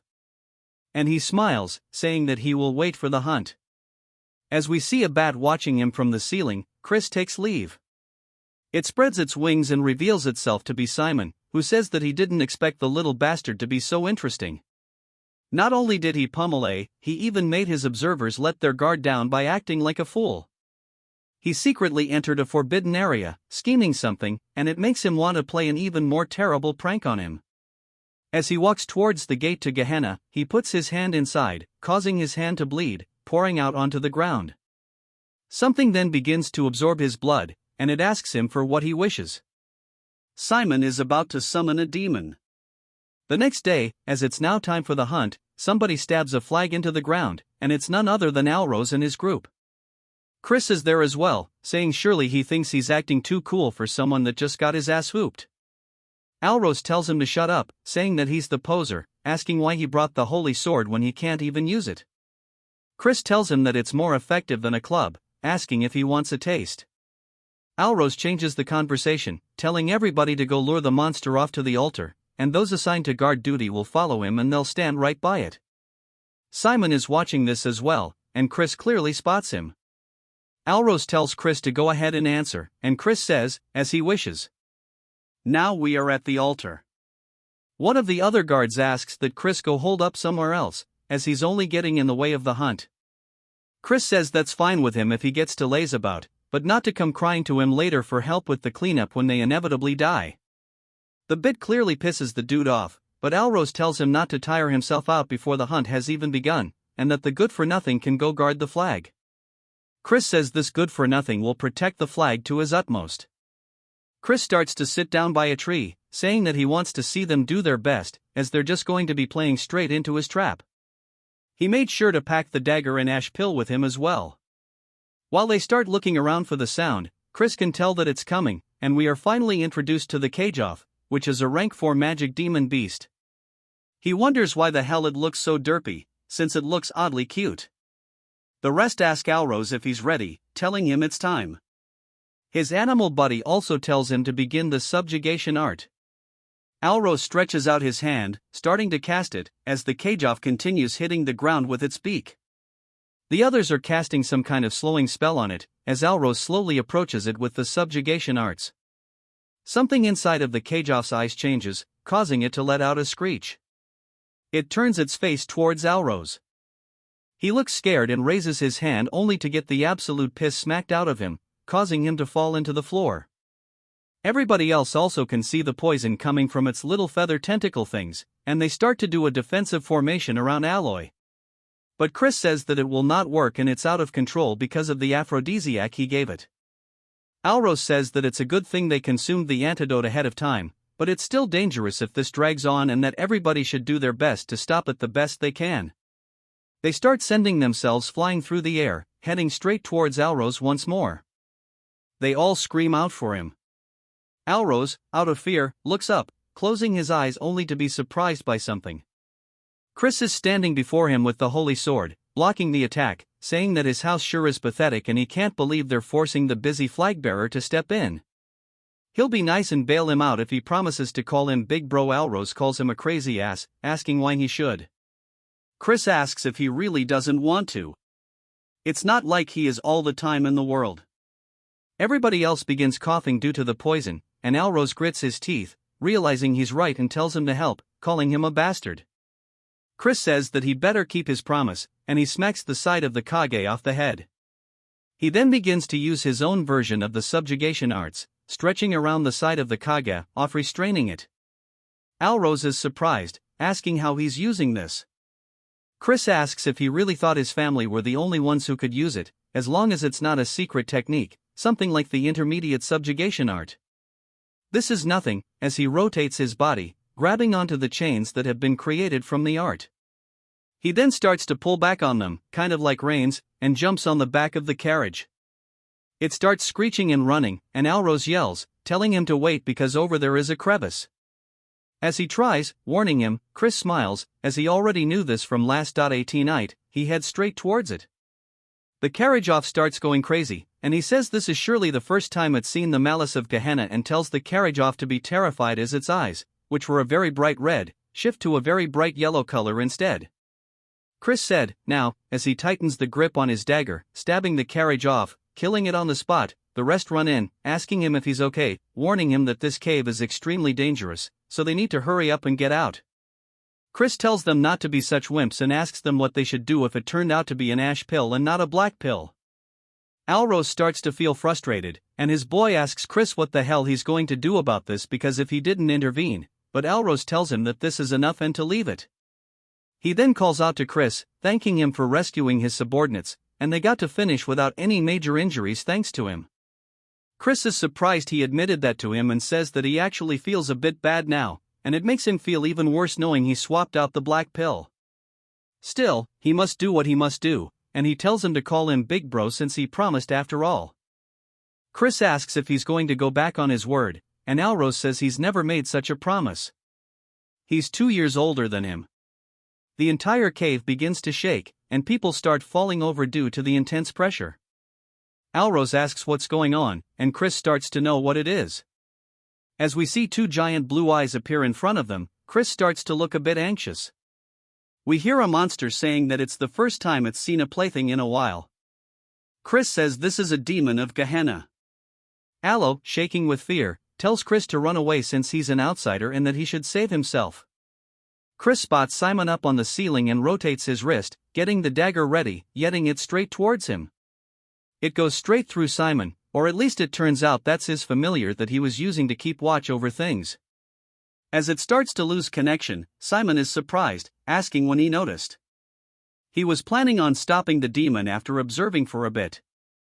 Now that the bat clone he planned to use to teleport there is gone, it'll take him at least 5 minutes to get there, even if he uses blood magic to its limits. And if he gets there too late, everybody will die.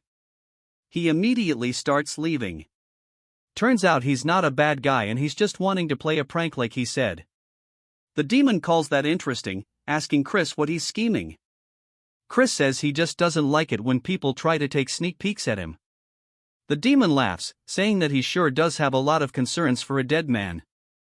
Chris says if you were to compare him to the demons he faced during the Age of Destruction, he would have to be a low-ranking demon, but he is at least a 5-star and he's not someone that he can currently face. He then raises his finger up into the sky, saying that it's not all bad.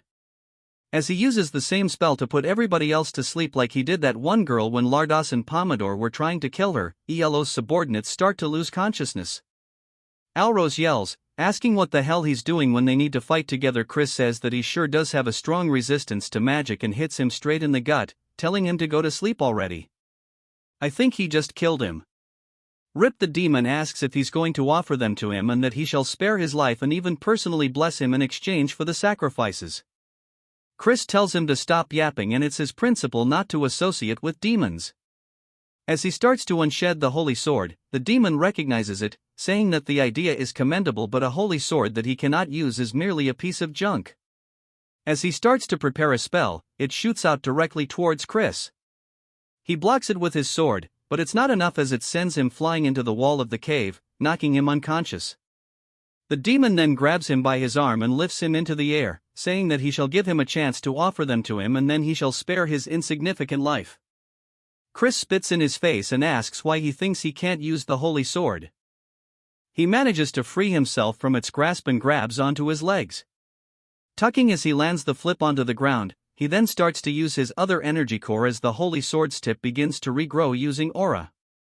The demon looks nervous, asking how a fiend like himself can use the power of light. Chris asks if he's finally feeling as if his life is in danger. The demon says that this isn't going to stop him as he starts to form a giant red orb directly in front of Chris. Chris readies himself, taking a slightly wider stance and yells, using the Dead Sea cleaving light as he swings his sword down, sending out a giant yellow wave directly towards the demon. The demon says this can't be as it takes the attack. It lets out a scream, and I'm assuming that he kills it because it drops to the floor. Chris's eyes look extremely tired, and he says that he pushed his body too hard. As his vision grows more narrow with every passing second, he starts to fall over onto the ground, and they begin to lose focus. We then see his past life, and Evan is asking him if he really replicated his ability. Chris says that it was sort of like this, and Evan says that he sure is something and that the Dead Sea cleaving light literally signifies the single flash of light that divides the Dead Sea. But it's ironic.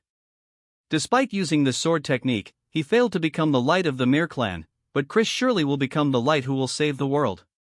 As we see a blue finger touch a puddle, we see Chris still on the verge of death, and the woman says that this is interesting. She says that her name is Mefina, the first seat of Gehenna, 7th realm. Chris closes his eyes as Meph says that she looks forward to his actions in the future. It then jumps to the manor of Count Timon. Chris says that his head hurts and he can't believe that he's been lying here for 2 whole days. It's been a complete waste of time, but his body still seems fine. He starts looking around for the black puddle, spotting it beside him saying this is great. He mentions the Mefina thing, saying that it was unwanted attention. Occasionally, fiends who stand out early on receive a demon's blessing and can be nurtured quickly, but he doesn't care since it's something bad guys receive. But a 7th world demon wouldn't even be that high level to begin with. Some giant lion-like dude enters the room asking Chris how his body is, and we are introduced to the patriarch of House Tyramin. The Count Chris greets him and goes to get up to bow, but the Count tells him that he should just rest. Chris wonders what's going on, and he says yesterday they organized an investigation squad and checked the cave. It seems that someone had tampered with the magic circle that seals the entrance to Gehenna.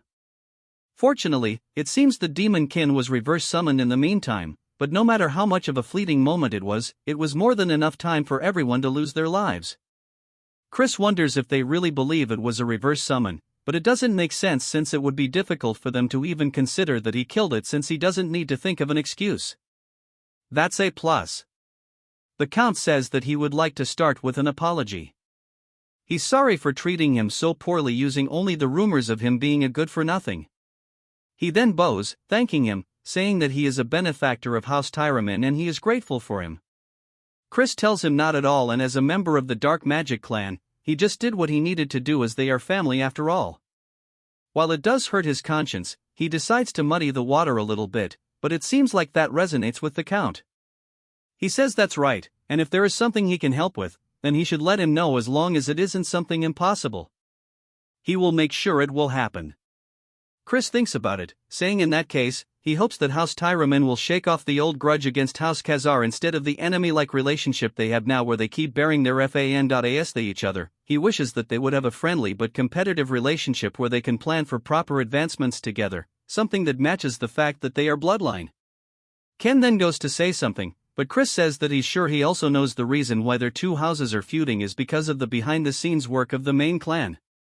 Since if the branch families work together from the main clan's perspective, they may feel threatened, it's a scheme to keep them as mere dogs who guard the house. The Count asks if he's planning a revolt against the main clan, and Chris says that he has no such thoughts. The Count can't believe that he would think so far ahead, and Chris thanks him for the praise, asking if he'll accept his request.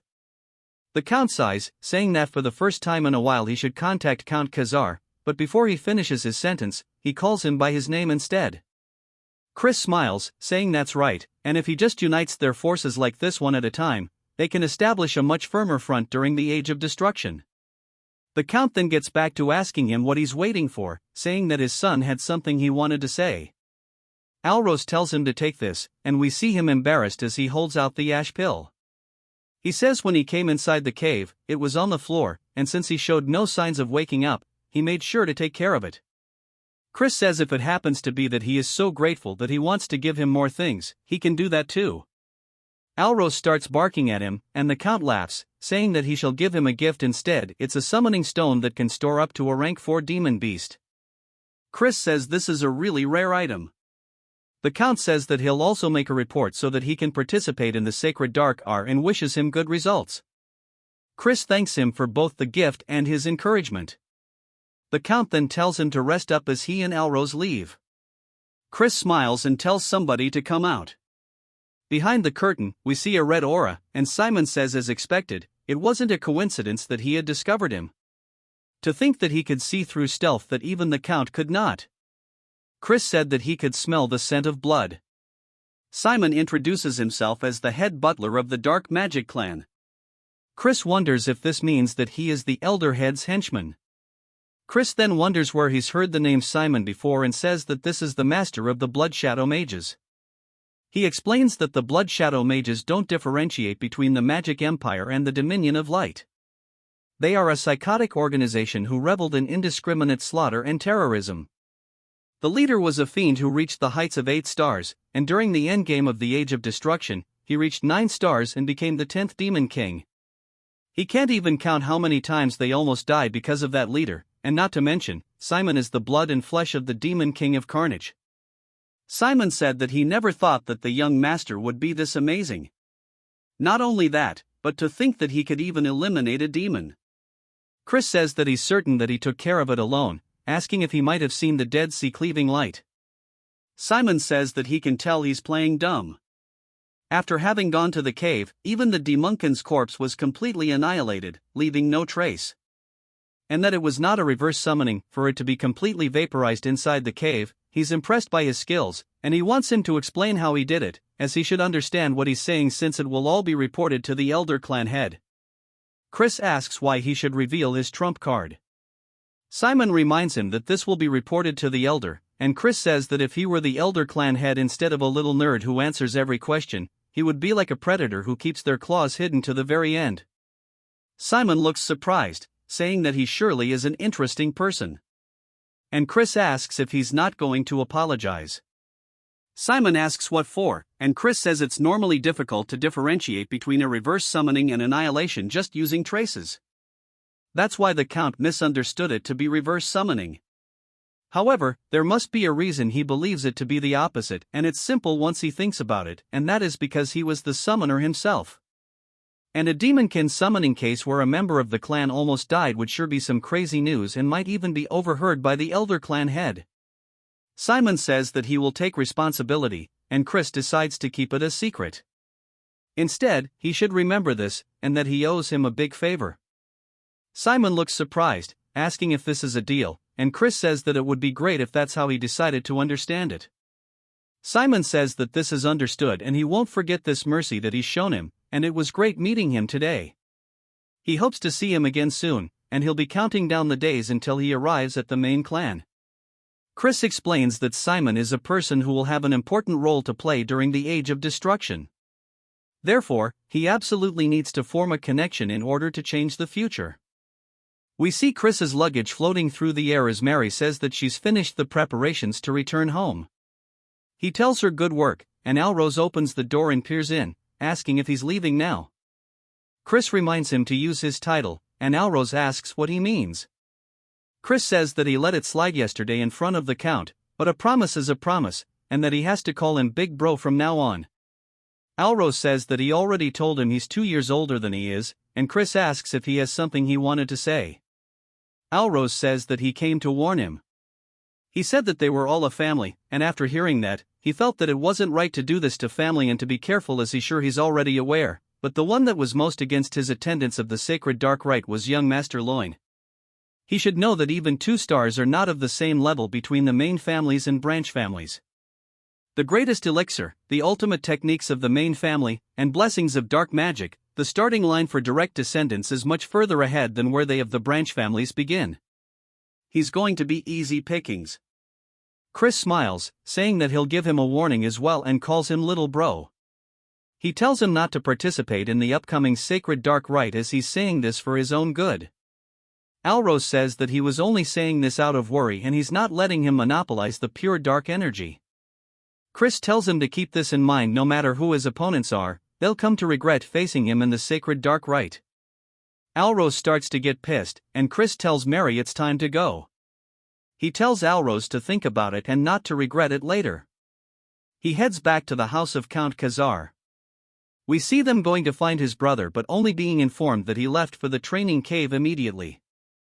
Upon returning, the butler says that he wished to train alone until the sacred dark rite.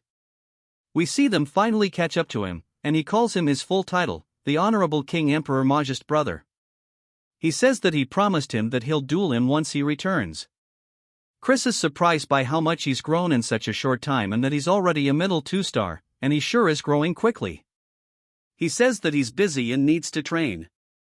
Chris realizes that he's also participating in the upcoming sacred dark rite, and that won't do.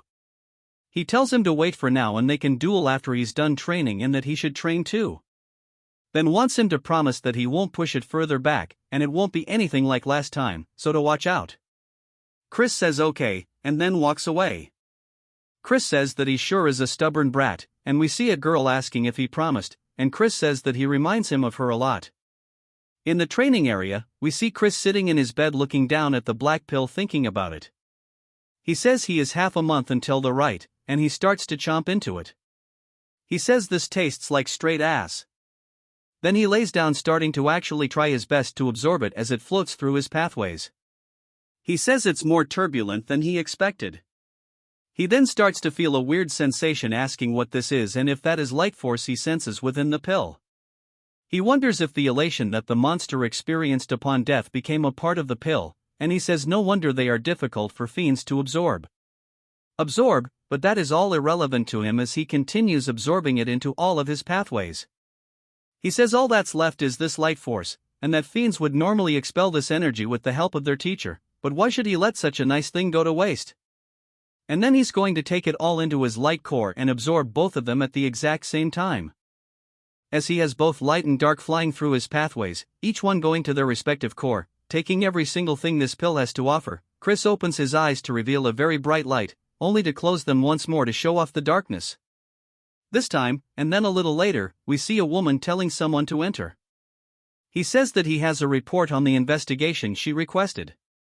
He says that during the black pill hunt, there was an incident where a demon kin was summoned, but he survived it.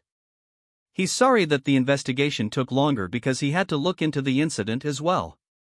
She tells him good work, and he says that unless she has any more questions, he shall take his leave. As she's looking at a photo of Chris, we learn that her name is Eidline. We then get another time skip of half a month, and there is knocking on the door saying that today is the promised day. Chris tells him to enter, and then does so. He's surprised. Chris says that since he's coming first thing in the morning, he must be really looking forward to getting plummeted.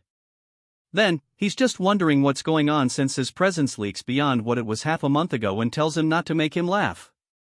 Chris says that if he's desperate for a taste of an ass whooping, he'll grant him one right now, but if he wins, he should give up on participating in the upcoming Sacred Dark Rite.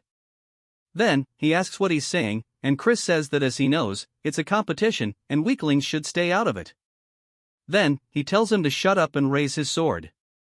Chris says that he's so blind to him showing brotherly concern, and he guesses that he needs to knock it into his skull for him to get it. Then, he dashes off the ground screaming it. Then, he jumps to Bro, being in the infirmary. He got off screen. Their father says that Chris went overboard and that the healer said that he'll be in bed rest for half a month. He guesses then we'll have no choice but to wait for the next rite. Then, he tries to argue against it, and Chris says that he wants a moment alone with him. His father says okay, and then he'll let them talk it out with his brothers. After he leaves, Chris approaches the bed, asking what he's pouting about and not to whine like a baby when he's the one who asked for the fight. Then, he says that he must truly dislike seeing him grow as he mocks him and looks down on his achievements. Now, he's deliberately injuring him so he can't participate in the sacred rite. Chris says that he's going to cry at this rate, and he thinks that they aren't on the same page. Here, he did that in hopes of him becoming stronger for him. If they compete against each other in the rite, he will forever lose his chance to obtain pure dark energy, and he needs to be rough because of how stubborn he is.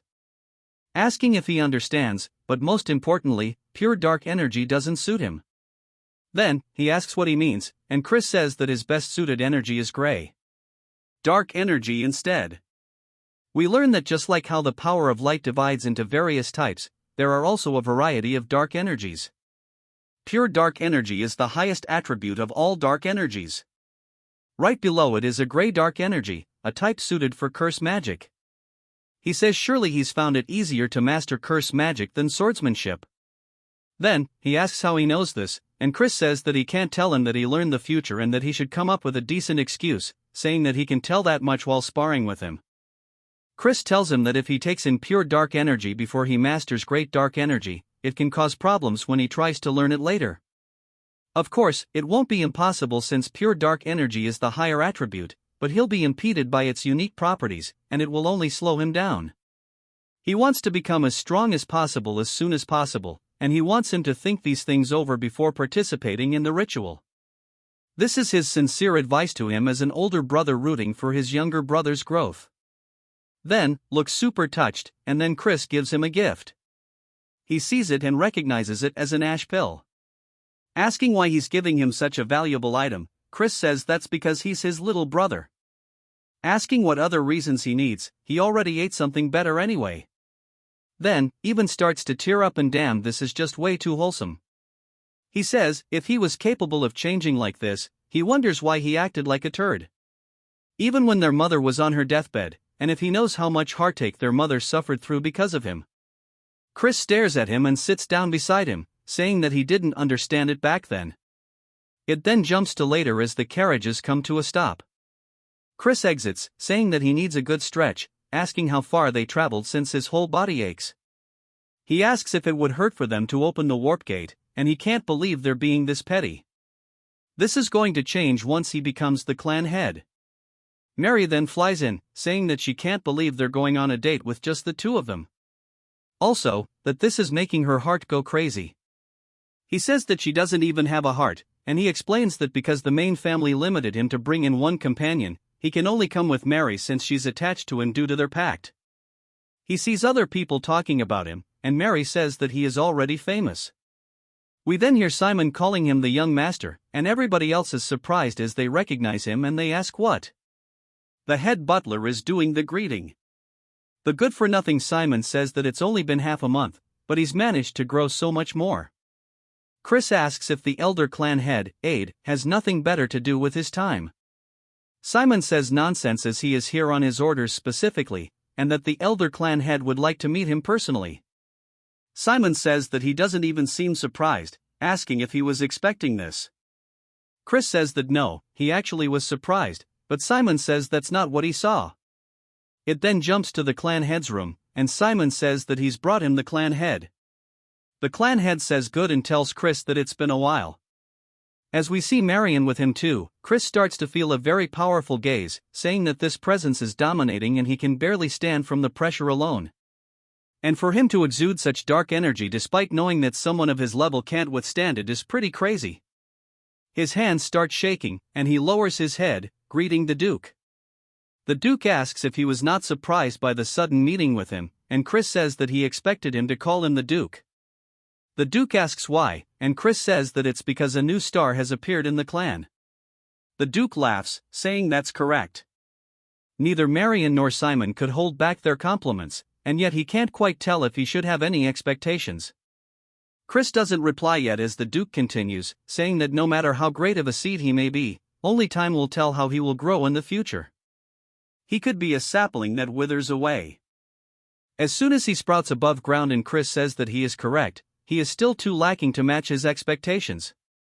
The Duke asks if he's saying he won't be able to in the future, and Chris says that only time will tell if a sapling will surpass expectations and grow into a great tree, or perhaps it will even grow into an abnormality that even casts a shadow upon a great tree. At the very least, he knows he will not disappoint him. The Duke laughs once more and says that he shall have high hopes from him, and he is now excused. After he leaves, Marin asks him what he thinks, and he says that he was beyond his expectations. However, because he holds such great talent, his fate will be much more turbulent, and that she knows as well that the bloody winds blowing towards the magic empire will soon be coming their way, but that's not terrible news because a small hope has actually sprouted today. Marin looks surprised by this, and the Duke says that he might actually indeed be able to fulfill his long-desired wish. It is now the eve of the sacred darkness, and they start announcing the arrival of Count Khazar's eldest son, which is none other than Chris. I'll drip the hell out, people. Wonder why the Duke wanted to meet with a fool like him anyways? And they say that he seems like a jig. Chris says that he knew it and that he is way too handsome, and it's all because he's just too damn good looking. Mary, of course, is the ultimate hype man, saying that he sure is. He then spots some drinks and says that surely that's alcohol. As he walks over, the waitress says that he's not allowed to have any because he's underage. Instead of alcohol, he can have some ginger ale, and they even start laughing at him. Chris can't believe that these people are so damn lame, and he doesn't want ginger ale. He wants alcohol. They then continue to announce the arrival of the young lords and young ladies. As the doors slowly open, we see them all walking out into the room. We are formally introduced to Eskid, who was the second young lord, which we know of, Julienne, who was the first young lady who has also been mentioned, and now the ones who haven't, such as Jian, the second young lady, and Miss Ak, the third young lord. As they all start to walk forward, we see there are only 4 of them rather than all 5. Chris says that the first young lord seems to not be in attendance, and he wonders what Eskid will say to him since he's the victim of his little game. The one that solidified his reputation, Eskid, completely walks by not saying a single word, much to his surprise. Chris is just annoyed that he won't look him in the eyes after everything he's done. He guesses that he is no better than him. Julienne, though, raises her skirt, giving him a slight greeting, which also catches him off guard. But he recognizes her as Julianne and how his aunt told him to be careful of her. But he didn't sense anything in particular out of order. Chris says that he'll figure it out later. This is enough recon for today, and it's time for him to get back and prepare for the right butler. Then, a butler then appears behind him, clearing his throat, saying that his name is Flower and he is a summoner working for a young masterloin. Chris asks why that matters, and he says that he heard that someone who was unworthy will be participating in tomorrow's sacred dark rite, and he is worried that an underqualified participant might cause an accident, sullying the name of the Great Dark Clan. Chris asks if he is seriously trying to say that he's talking about him, and Flower says that he just simply has to prove that he is not. Chris then looks up towards the upper floors, and he sees Loin glaring down at him. Chris says that if he doesn't like him, he should step up himself and that they can have their little heart-to-heart during the rite. He says that he'll do it since it doesn't even sound like an inconvenience, and now he wants to see the party tricks. He says not here since he's unarmed, and Chris asks if he really expects him to use a weapon to face some rat like himself. Flower says that he will regret this, and Chris asks if he's sure since he thinks he's going to be the one to regret this. We see both Chan and Julianne staring at Chris, particularly Julianne.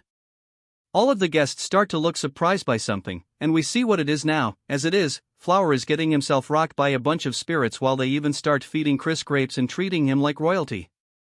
The guests wonder what the hell that is they are witnessing because Flower started by summoning evil spirits, but they instantly turned against their summoner with just a single gesture, and they wonder how he gained control so quickly. Chris asks if that was young Master Lo's wishes just now, and that's pretty unbecoming of a direct heir of the Dark Magic clan, and he should have just challenged him to a duel if he had any grievance. Lo says the incident has nothing to do with him. Chris says not even a fool would fall for that lie, but he'll just believe him this once. Now they can meet again during the sacred dark rite, and that he sure does find him cowardly, but he'll make sure to teach him some manners next time. It's now the day of the dark rite, as we see Chris entering straight, yawning, and looking ugly. Mode Alrose asks if he's not even the slightest bit nervous since he caused a ruckus yesterday. Chris asks why he came here, even though he warned him not to.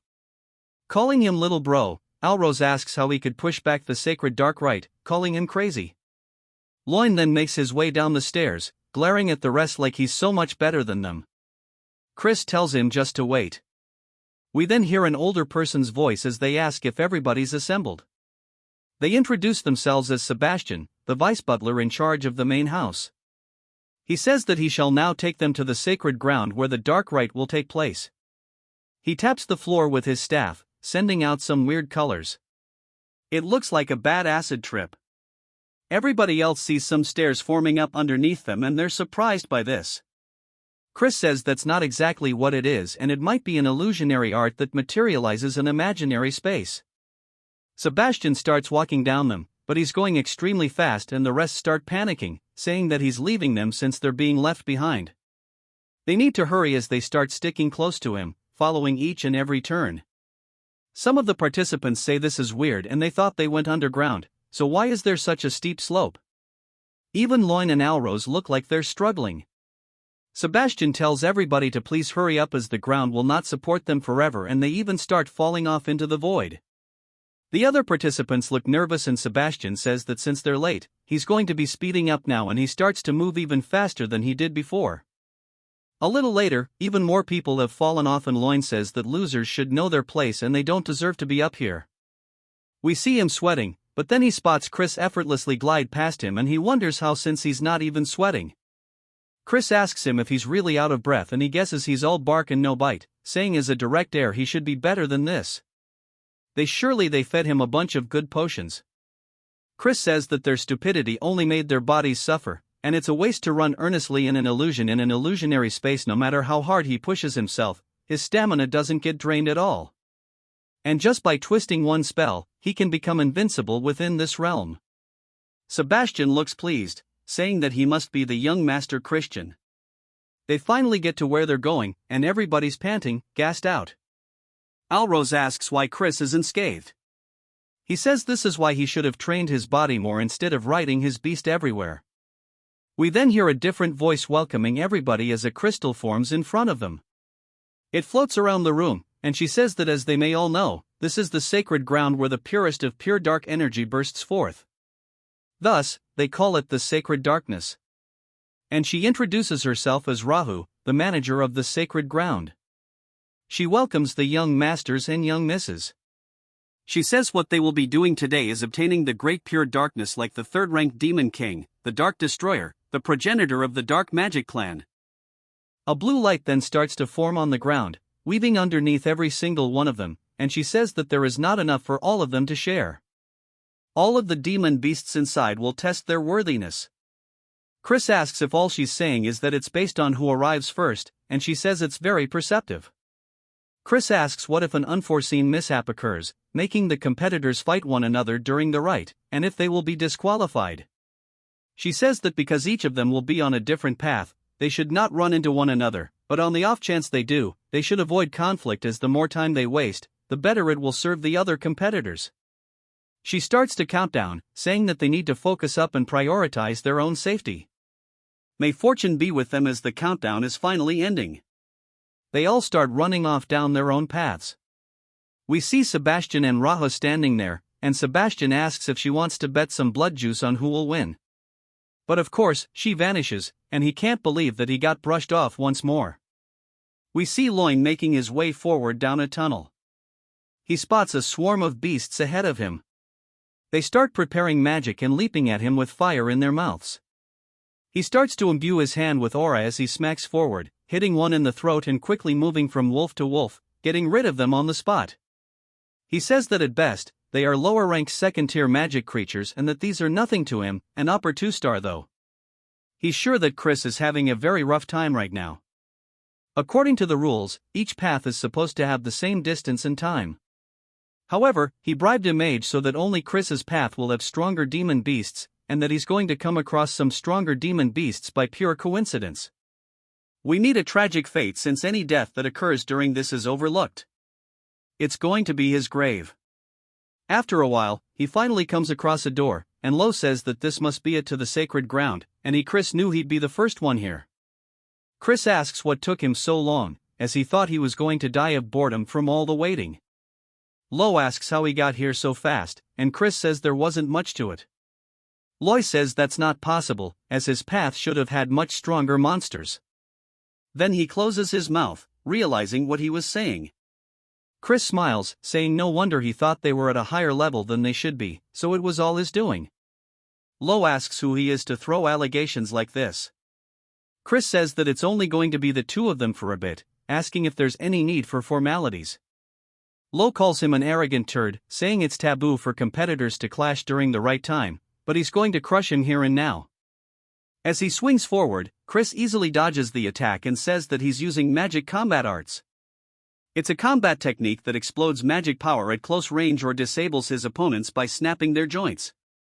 Chris continuously avoids each and every one of the attacks to the point that he's getting annoyed, and Lo even calls him a slippery rat. Lo then spots Chris's hand, thinking that it's an opening, and charges forward, saying that he's going to break him. Chris calls him a dumbass and he grabs his wrist instead, putting him into an armor. He tells him not to cry even if it hurts, and then all we hear is the sound of it snapping, and he lets out a very loud scream. We then see Alrose running down the hallway, asking if he's too late, only to see Lo and another competitor both lying on the floor. Alrose asks Chris if he did this, and Chris calls him slow as hell, asking if he's going to faint on his own now or if he needs to beat him until he does.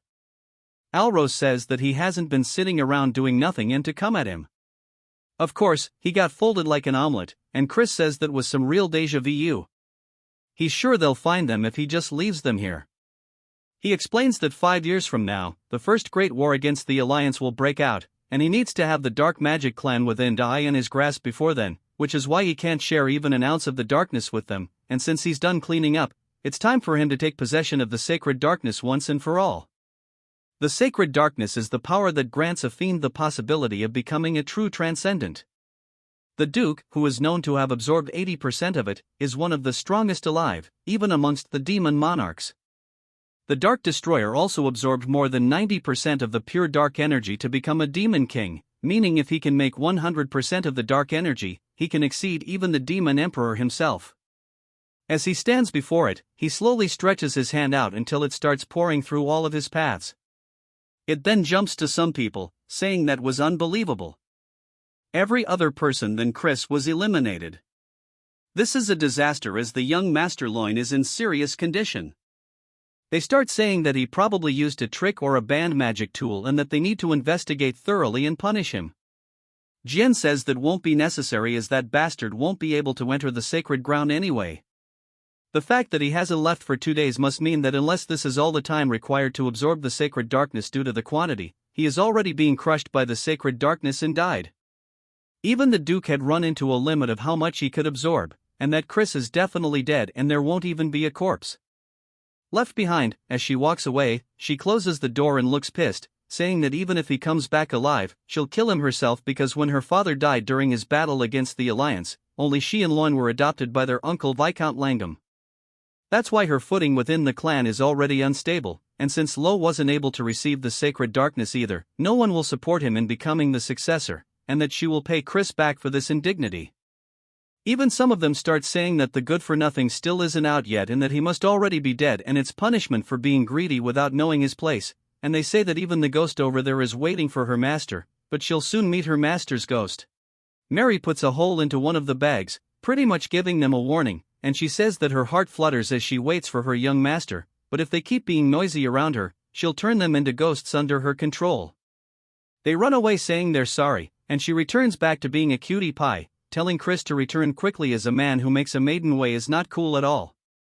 It then jumps to Chris, sweating hella, saying that this is an unending darkness that chokes the breath from his throat and that he's only around the 70% mark and that this is a lot more difficult than he expected, but he has to endure no matter what. The real test will begin around the 90% mark and if he takes in too much, he will die. Ceases his limit, his core will shatter, and he will die here before the war even starts. He then realizes something, saying that's right, and that if only he had a dragon heart, the dragon has the largest container for their core. So even if it's just for a few minutes, he can imitate its heart. There might be something about it. As he does his best to do so, even more energy is being absorbed, and it slowly starts to shatter. He says this is his limit and needs to stop. We hear Mafina asking him if he needs help. He then sees her appear in front of him in this subspace, and she's a big girl, but he is just taken aback. He asks how a demon is in this space, and she says that the power of demons is to communicate within darkness, and this poses no difficulty to her. And that it is possible for her to help him in this instance without any conditions.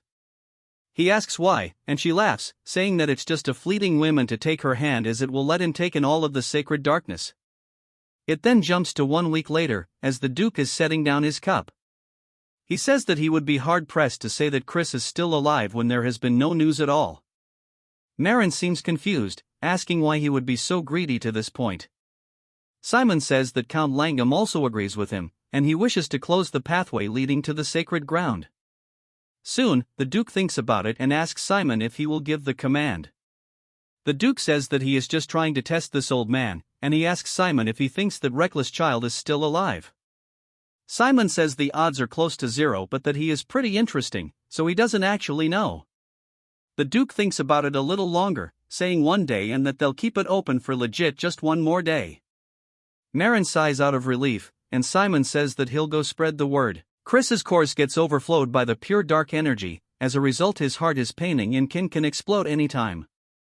This mommy demon tells him to grab her hand before it's too late. Instead of taking her help he stubbornly refuses. Hearing this she tells him he is extremely foolish, telling him that he should know that there is a limit beyond which humans are not permitted. Hearing this our Chad gets pissed, telling him that it seems like he is forgetting something. Since they are currently in a world full of concepts. What our Chad does next shocks her, as our Chad starts glowing like his hair turns grey and his eyes turn red. Our Chad has grown red horns and transformed into a demon. What he just did now is demonization, shocking her. Looks fire, to be honest. This technique is the Mystic Clan's ultimate technique. It is a forbidden spell where a mortal temporarily transforms into a demon to bring forth explosive abilities. Although it is powerful, it is lethal to the user. In the past Lena died after casting this spell. It's probably that fox girl who taught our Chad all info about the demon clans. If he were to remove the parts of the spell that amplify dark energy, he can use this world's dark energy to his advantage and form a bowl to collect the energy without accruing any penalties. As our Chad forms the bowl gathering the energy and slowly and steadily the dark energy starts accumulating. Since this plan worked with this container, he can collect beyond 90% purity and make all the sacred darkness his. The demon mommy is in disbelief that our Chad formed a black crescent. It's not possible that a mere mortal no different than an insect has shed his body, in order what she said that he has surpassed human limits. As he gets all classy telling her that it's because he is genius. As he exits the space he tells her that she can go on living her but she will take her leave. As he was leaving she tells him that she will see him another time. Hearing this our Chad turns around and right before the portal closes he takes out his middle finger telling her to piss off. She remains quiet for a while then figure out what he means, and starts laughing. Our Chad gets out cursing her telling her that he would be crazy to see her again, call her a raucous demon. Our Chad wonders how much time has passed. According to him it must be a week so the family must be in chaos. He undoes the demonization and says that it's time he should play a prank. After some time a butler barges into the Lord office telling him that Chris has returned. Hearing this everyone in the room is shocked telling him how it is that he is still alive. The acting head, let's call him Donkey, tell the minion to elaborate what happened. He says that our Chad survived with his life hanging by a thread. As a result he is extremely fatigued. From what the healer said he is sensing pure dark energy but it's a mess. So it will be difficult for him to utilize the energy forward the energy. One turd curses our Chad telling him that what can they expect from a turd like our Chad, and there is no way he absorbed more than 80% of the sacred darkness. The energy was wasted because of this, and one fatso tells the Lord that our Chad must take responsibility of this. With a cold face he tells them that he will keep note of this and tells them to leave since the meeting is done for. After they are gone he asks someone if the report is true. He says that he observed our Chad next to a healer and it is clear that a problem had occurred with his core. Hearing this he continues to tap on the table and the old man nervously sees him being quiet. As he gets colder he tell this guy that Loin needed to become the young lord, a sacrificial lamb and the key to their plans with the poison magic clan. This crazy donkey says that their plan of eradication all with something called Jupian has been postponed. As for Chris, it's unsettling that his father is paying attention to our Chad and because of him the flow of the river is disrupting. Hearing this the man keep quiet as if he needs to go to the toilet. After a few more of this annoying tapping he orders his to bring Chris down to the darkness hall the following day. He will announce Chris's coming of disposal before vassals. The next day as our Chad was summoned, he thinks that they are desperately trying to get rid of him. Since they gathered all important people here for this meeting. This donkey asks our Chad if he is aware of the sins our Chad has committed during the sacred rites. Our Chad says he is aware all while the leader is seeing a distorted core. He asks Chris to elaborate and he says that his peers are unworthy of their lineage so he should have pummeled them even more.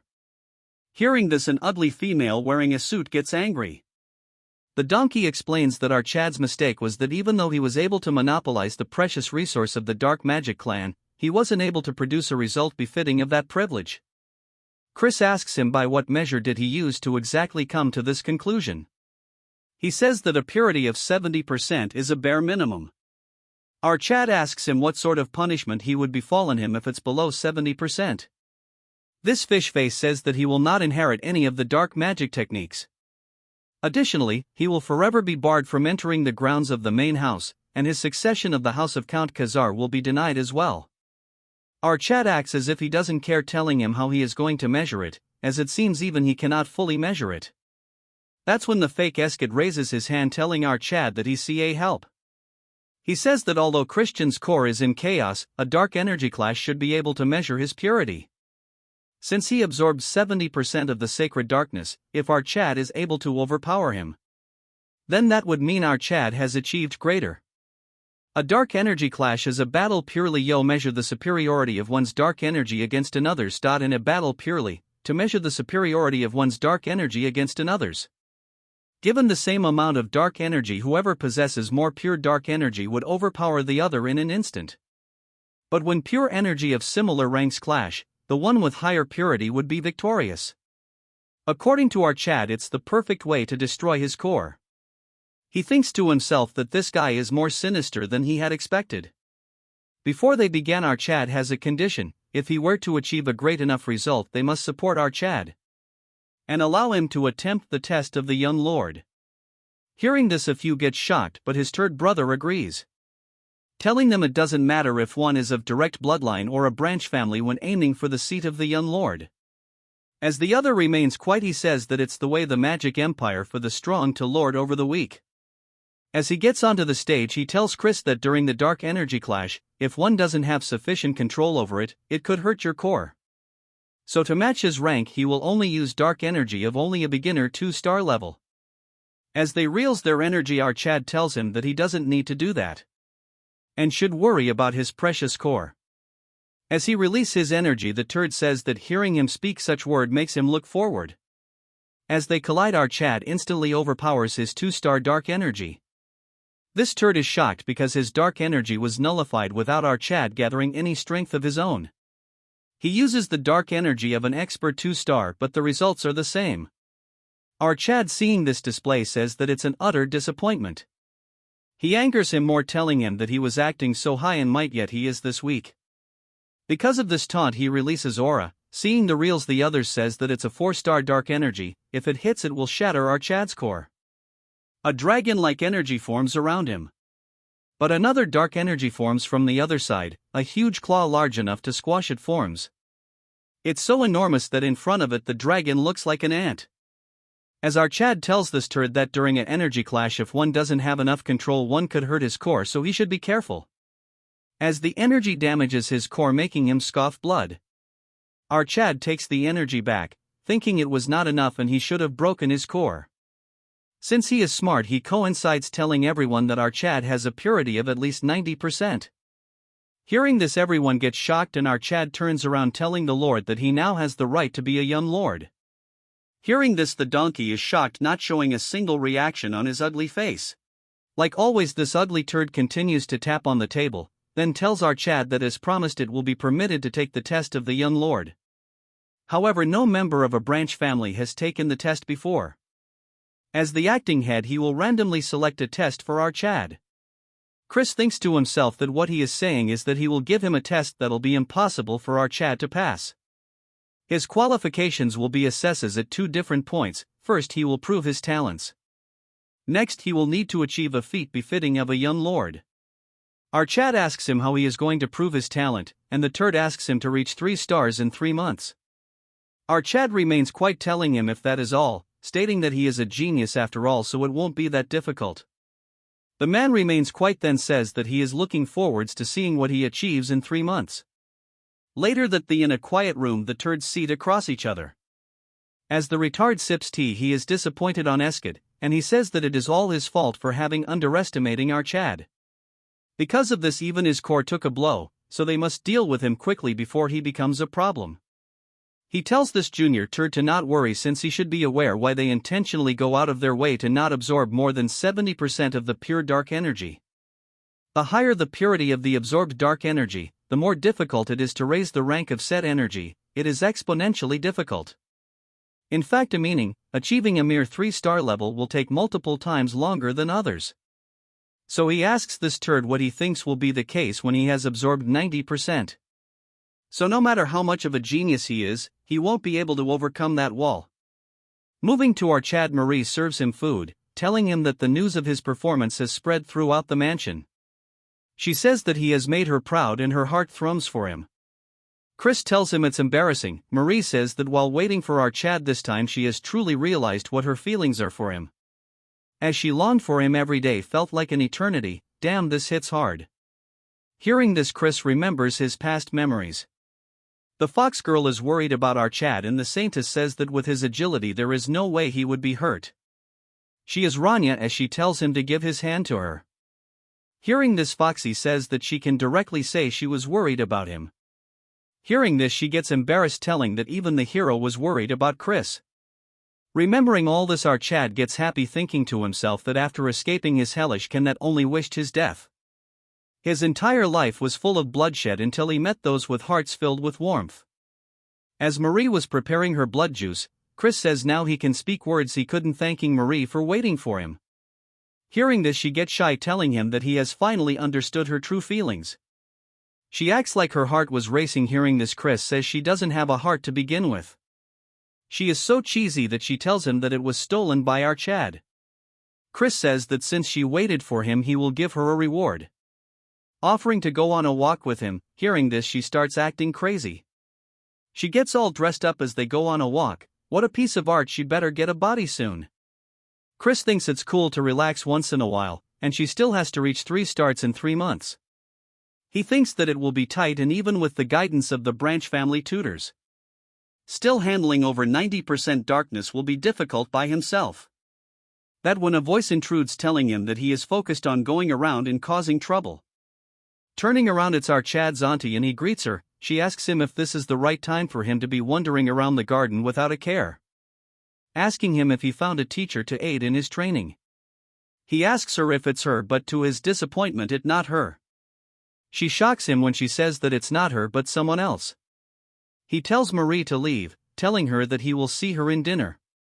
As they walk down a staircase, our Chad tells her that he doesn't know who the teacher is, but he is thankful that she is thinking about her nephew. She says that she doesn't believe he should be thankful about this, explaining that he will experience it himself, elaborating that he is not kind with his teaching. To add fire to this, she says that not even one of her siblings could keep up with his training. She warns him that this opportunity will not come by often, so he should not disappoint him. As they reach the end, Chris gets shocked, asking her if the kid in front is lost. Well, why is 200 or 300 old year cosplaying a kid? This part is also very short since the chapter is very small. Seeing the kid, our Chad pats him on the head and asks him where his parents are. But the look on the face of the kid is more scary than he had thought of. That's when our Chad realizes what he has done. His aunt tells him to show some respect and start with a hello, since this is the incarnation of the clan head. As he observes Chris, he gives him a formal greeting. As dark energy exudes from our Chad, he is shocked to see that he has observed beyond 90%. He tells Chris that he has achieved something great. However, he should know that it was a foolish decision, which our boy has no objection against. Role-playing old man says that as the one with 80% of the sacred darkness, he encountered walls that were much higher than others. He shares that even their progenitor never would have been able to reach the stage he reached if not for the grace bestowed by the demon emperor. He cannot fathom the walls our Chad will encounter on his journey. As such, he offers to return a portion of our Chad's dark energy into ether. He says that with his talent he can easily handle 80% of the dark energy, and anything beyond that is greed. Before he could finish, our Chad a question to ask him, asking him why the Dark Clan has become so weak. This even alert his auntie until he start blabbering. With a straight face, he says that while they may not be at the level of the Mystic Magic Clan and the Undead Magic Clan, those called the Heaven Above the Heavens, they are still seen as the weakest among the 12 noble clans. The little old man asks him if there is a reason for this. Chris says that the Dark Magic Clan has certainly prospered beyond what success he knew in past generations. This is all thanks to the achievements of the clan head. Yet even so, the other fiends say that the Dark Magic Clan are not what they used to be. He says that there can only be one reason. It's because they lack the quantity of absolute stage individuals above 8-5 tars of power.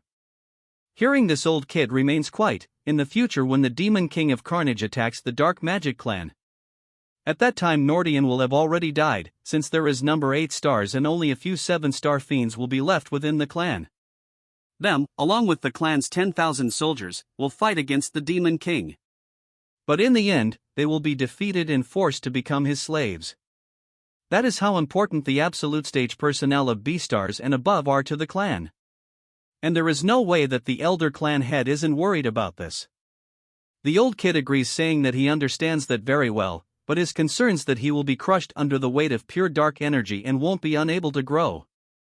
Chris asks him if he is not curious that with this power of his, will it only stop at strengthening the clan, or will he leap above those trials and become a being of limitless power that will rule over all? The kid laughs, saying that our Chad has a way with his words. He says that he won't regret this decision, as a dark energy forms under his legs.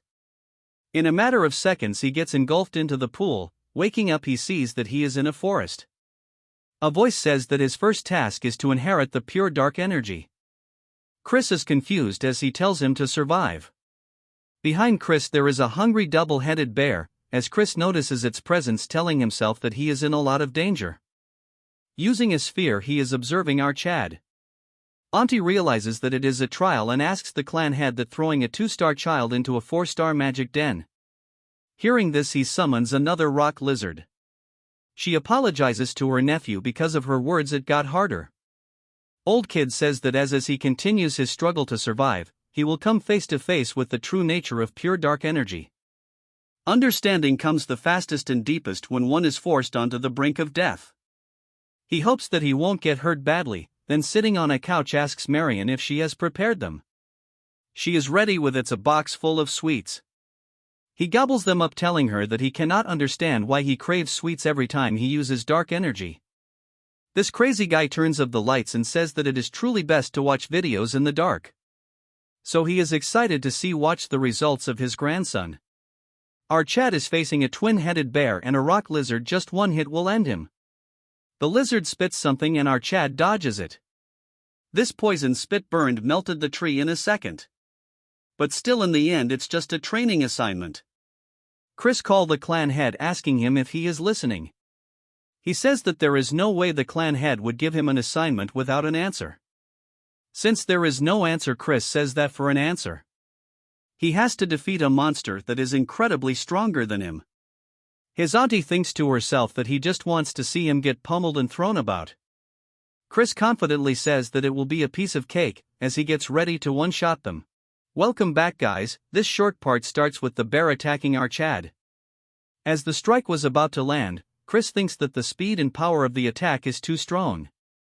As he dodges the attack, he thinks to himself that there must be a pay to defeat them. From the orb they are observing our Chad, cosplaying Old Man says that he surely has talent as he elaborates that Chris's movement is different from the others. But Marion says that no matter what, he is still a child. But they observe that our Chad has already finished the bear, which shocks them completely. Moving to our Chad, he contacts him asking Chris how he managed to slay it so easily.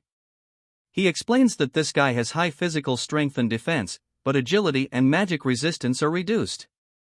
Thanks to this, he exploited this gap, and at the right moment he injected dark energy right into its heart. Marion is shocked because the technique he used, but before she could finish, the redhead summons himself and says that he used dark death. Then he tells the kid that it's one of the technique he liked the most. Moving to Chris after he is done with the bear, that when our Chad realizes that he didn't deal with the lizard. But it doesn't give him any time to rest and attacks Chris, but he easily dodges the attack. But since it has 2 heads, the other one spits poison which he barely dodges. This lizard has 3 hearts, until he destroys all 3 of them at the same time. It will continue to regenerate, so he has to try a different approach. Using the dark energy as rope, he entangles the lizard with it, completely binding its movement.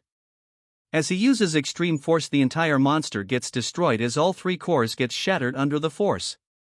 Crazy Redhead says that what our Chad used was an applied version of dark destruction. Cosplaying Old Man says that he cannot see properly, so he should move aside. As he continues to get crazy, he asks Marion if she is the one who taught him this, but she instantly denies, telling him that she has no idea. He says that it's not something one can learn, but Redhead says that then there will be no need to learn dark magic, as for the clan leader he remains quiet. Since our Chad is done dealing with them, he gets transported back to reality. And with a fox-like smile he says that he had to think a lot, but it was a great lesson, giving credits to the leader. To add oil to the fire, as Marion and Redhead remains quiet, he says that thanks to the Lord he was able to learn how to apply dark magic on his own. He says that arrogance is a no, but he will begin the full-scale training of dark magic. He tells the turds to get out as they follow his orders. As they leave, Marion is concerned because this kid might be too hard on our Chad. He tells Chris that before the first magic transfer, he gives a question about what he thinks about dark magic. Chris tells him directly if it is to dominate the opponent with perfect dark energy. Hearing this, he asks him what perfect darkness does he mean. But Chris is nervous as he doesn't have an answer for this. He tells Chris to take a good look as he unlocks some kind of lock. The next second the entire place starts shaking, he says that this is the beginning of all darkness as the entire place gets surrounded with dark energy. If he walks down the deep stairs, the 12 abyss awaits him and he should go and devour the Lord shrouded in darkness. In front of his hand a lot of energy accumulates, and a dagger made of pure energy forms. The old kid waves his dagger, feeling the attack. Our Chad thinks that it represents death and a single blow can kill him. It shatters the space behind Chris and he can't breathe properly because he remembers that it clearly cut his neck and passed by. The man explains that it is a sword of ideas that only cuts what it wants to cut. As the sword disappears he gets ready to leave, saying that he will give our Chad a month. In that time he should sharpen the black sword he just showed. As he leaves without telling him how to do it, our Chad is left confused. I don't get this, why are chapters getting smaller day by day? First thing in the morning Chris runs around the training area, then proceeds to do one-hand push-ups. Because of this intense training he is all sweaty as he takes off his shirt. His back has defined a lot. But it was all a dream since he has a long way to go, as he's still a skinny Barbie. Then he sits into a meditation pose, telling himself that he should go back to training. A pure dark energy form around his hands, it takes shapes into a dagger but it fails miserably. He is not quite satisfied since he has forgot count of how many times he has failed. Even when he manages to summon it, the most it lasts is 10 seconds. Moreover, it is nothing compared to the family head's black sword. That one was far more powerful and primal in darkness. He had said the following: climb the deep stairs and the 12 abysses will await you. Crow seeking wisdom accept it and praise it. Chris thinks that there must be a secret hidden in that incantation. Exactly 1 month after this scene, the duo Marion and cosplaying old man are coming down. He tells her that by now our Chad should have failed enough to realize his limits. He asks Marion if she is that worried about our boy. She says there must be a faster way, as he knows that there must be about 2 months left until the successor test. This cosplaying old man says that, with the purity of the dark mana he absorbed, rapid growth is impossible anyway. Even if he forces progress, he'll just hit a massive wall. So it's better to firmly build the basics. As they arrive and comes face to face with our Chad, he is extremely surprised. Because Chris had managed to manifest a dagger, as Chris tells him that he figured it was time for him to show up. As they are left shocked, Chris thanks the family head, telling him that it all because of him. That he managed to reach 3 stars faster than expected. Before he could finish, the sword disappears. Chris says that as he can see, faking it is the best he can do for now. He says that it took about a week to manifest the black sword. But to him it felt like a shell, the mysterious incantation he shared earlier. By 12 abysses, he meant the black sword must contain all attributes of mana. Hearing all this, the old man gets flabbergasted because it's the true black sword. Not only did he exceed his expectations, he even understood the full intent of the task. According to the clan leader, it usually takes a year just to manifest a basic black sword. And a lifetime isn't enough to comprehend 12 mana types and awaken the true black sword. Yet our Chad did all this in under a month. He really might be the lone hope found at the end of the cursed demonic path. This emotionless turd smiles, telling our Chad to be prepared as starting tomorrow. The teachings he will give him will not be easy. Instead of worrying, our Chad is just as confident as he says it's fine and trusts the family head. Since he is done with the first hurdle, he makes a cheeky face, thinking of raising a toast. He goes to the winery acting all crazy, jumping around left and right. He thinks he deserves a lucky break and he is drinking expensive liquor that he couldn't even dream of seeing before. He thinks it's better to drink this before Marie comes and take it away. Some calls for our Chad. Turning around, it's a pretty face telling our Chad that he is drinking in broad daylight like always. Our Chad wonders who this 3-star demon is. Judging by her eye color, she is not someone from the dark family. With a straight face he asks her if she knows him. Hearing this, she gets and her attendant gets shocked. She asks him what he means by this, then proceeds to get extremely angry, so much so that she slaps him with mana. Because of this, our Chad falls to the ground, and the attendant tells her to let go, since there is no need to get associated with trash like our boy. As she turns around, the old man from the exam is here taking the wine bottle. Chris is very angry, saying that she is rude all of a sudden, asking him who she is, and he says that she is Princess Marissa of the Venom clan. Hearing this, he turns into a fool because she might really be his fiancée, to be precise his former fiancée. Chris is in a tough spot after this because he might have caused a problem. Moving to Marissa as she walks through the corridors, she is extremely pissed to the point that it clearly visible on her face. In a flashback we see a 8-year-old Marissa seen playing with ants. She thinks to herself that everyone is just going to talk to her brother, so she cannot understand why her father brought her to the dark family. As she was focusing on her ants, the busybodies tells themselves that she is an illegitimate child, saying if the Duke has lost his mind or what. Since his son is useless, they thinks that he is trying to sell his daughter off for a son-in-law. Feeling a presence, Marissa looks up to see Chris. He tells her what a kid is doing here all alone. Seeing him for the first time, she got charmed. Guess our boy got the looks. She says that she is not a kid, but Marissa, hearing this, our Chad calls her by her name. Then he proceeds to introduce himself. Hearing this, she realizes that he is the son of Count Khazar. Chris tells her to not mind what the adults have to say, and suggests her to pay them back when she grows up. At first she is taken aback, then she says that she will become the strongest demon and crush anyone that looks down on her. This even woos the original Chris as he blushes, telling her that she has ambition, as she gets shocked that the spirit of a true dark family demon. He gets up saying that since she is going to be the strongest, he better stay on her good side. He puts his hand forward, calling her the future strongest demon lady, saying if she will give him the honor of showing him around the dark family state. Hearing this, her face turns completely red. Moving to the present, she is trying to forget all this, saying that all this in the past. Even if the engagement was arranged for the sake of peace between the two families, the future she once dreamed of that kept her awake at night, that version of her is gone now, as rumors of his bad behavior has reached her ears, as tears overflow her eyes. Then a second later she reaches the patriarch's office as he welcomes her. She greets him and he says what is her purpose for coming here. She says that he should be aware that a relic has appeared in the neutral zone between two families. This ugly turd asks her what the Venom clan plans to do about it, since the last time they took the relic.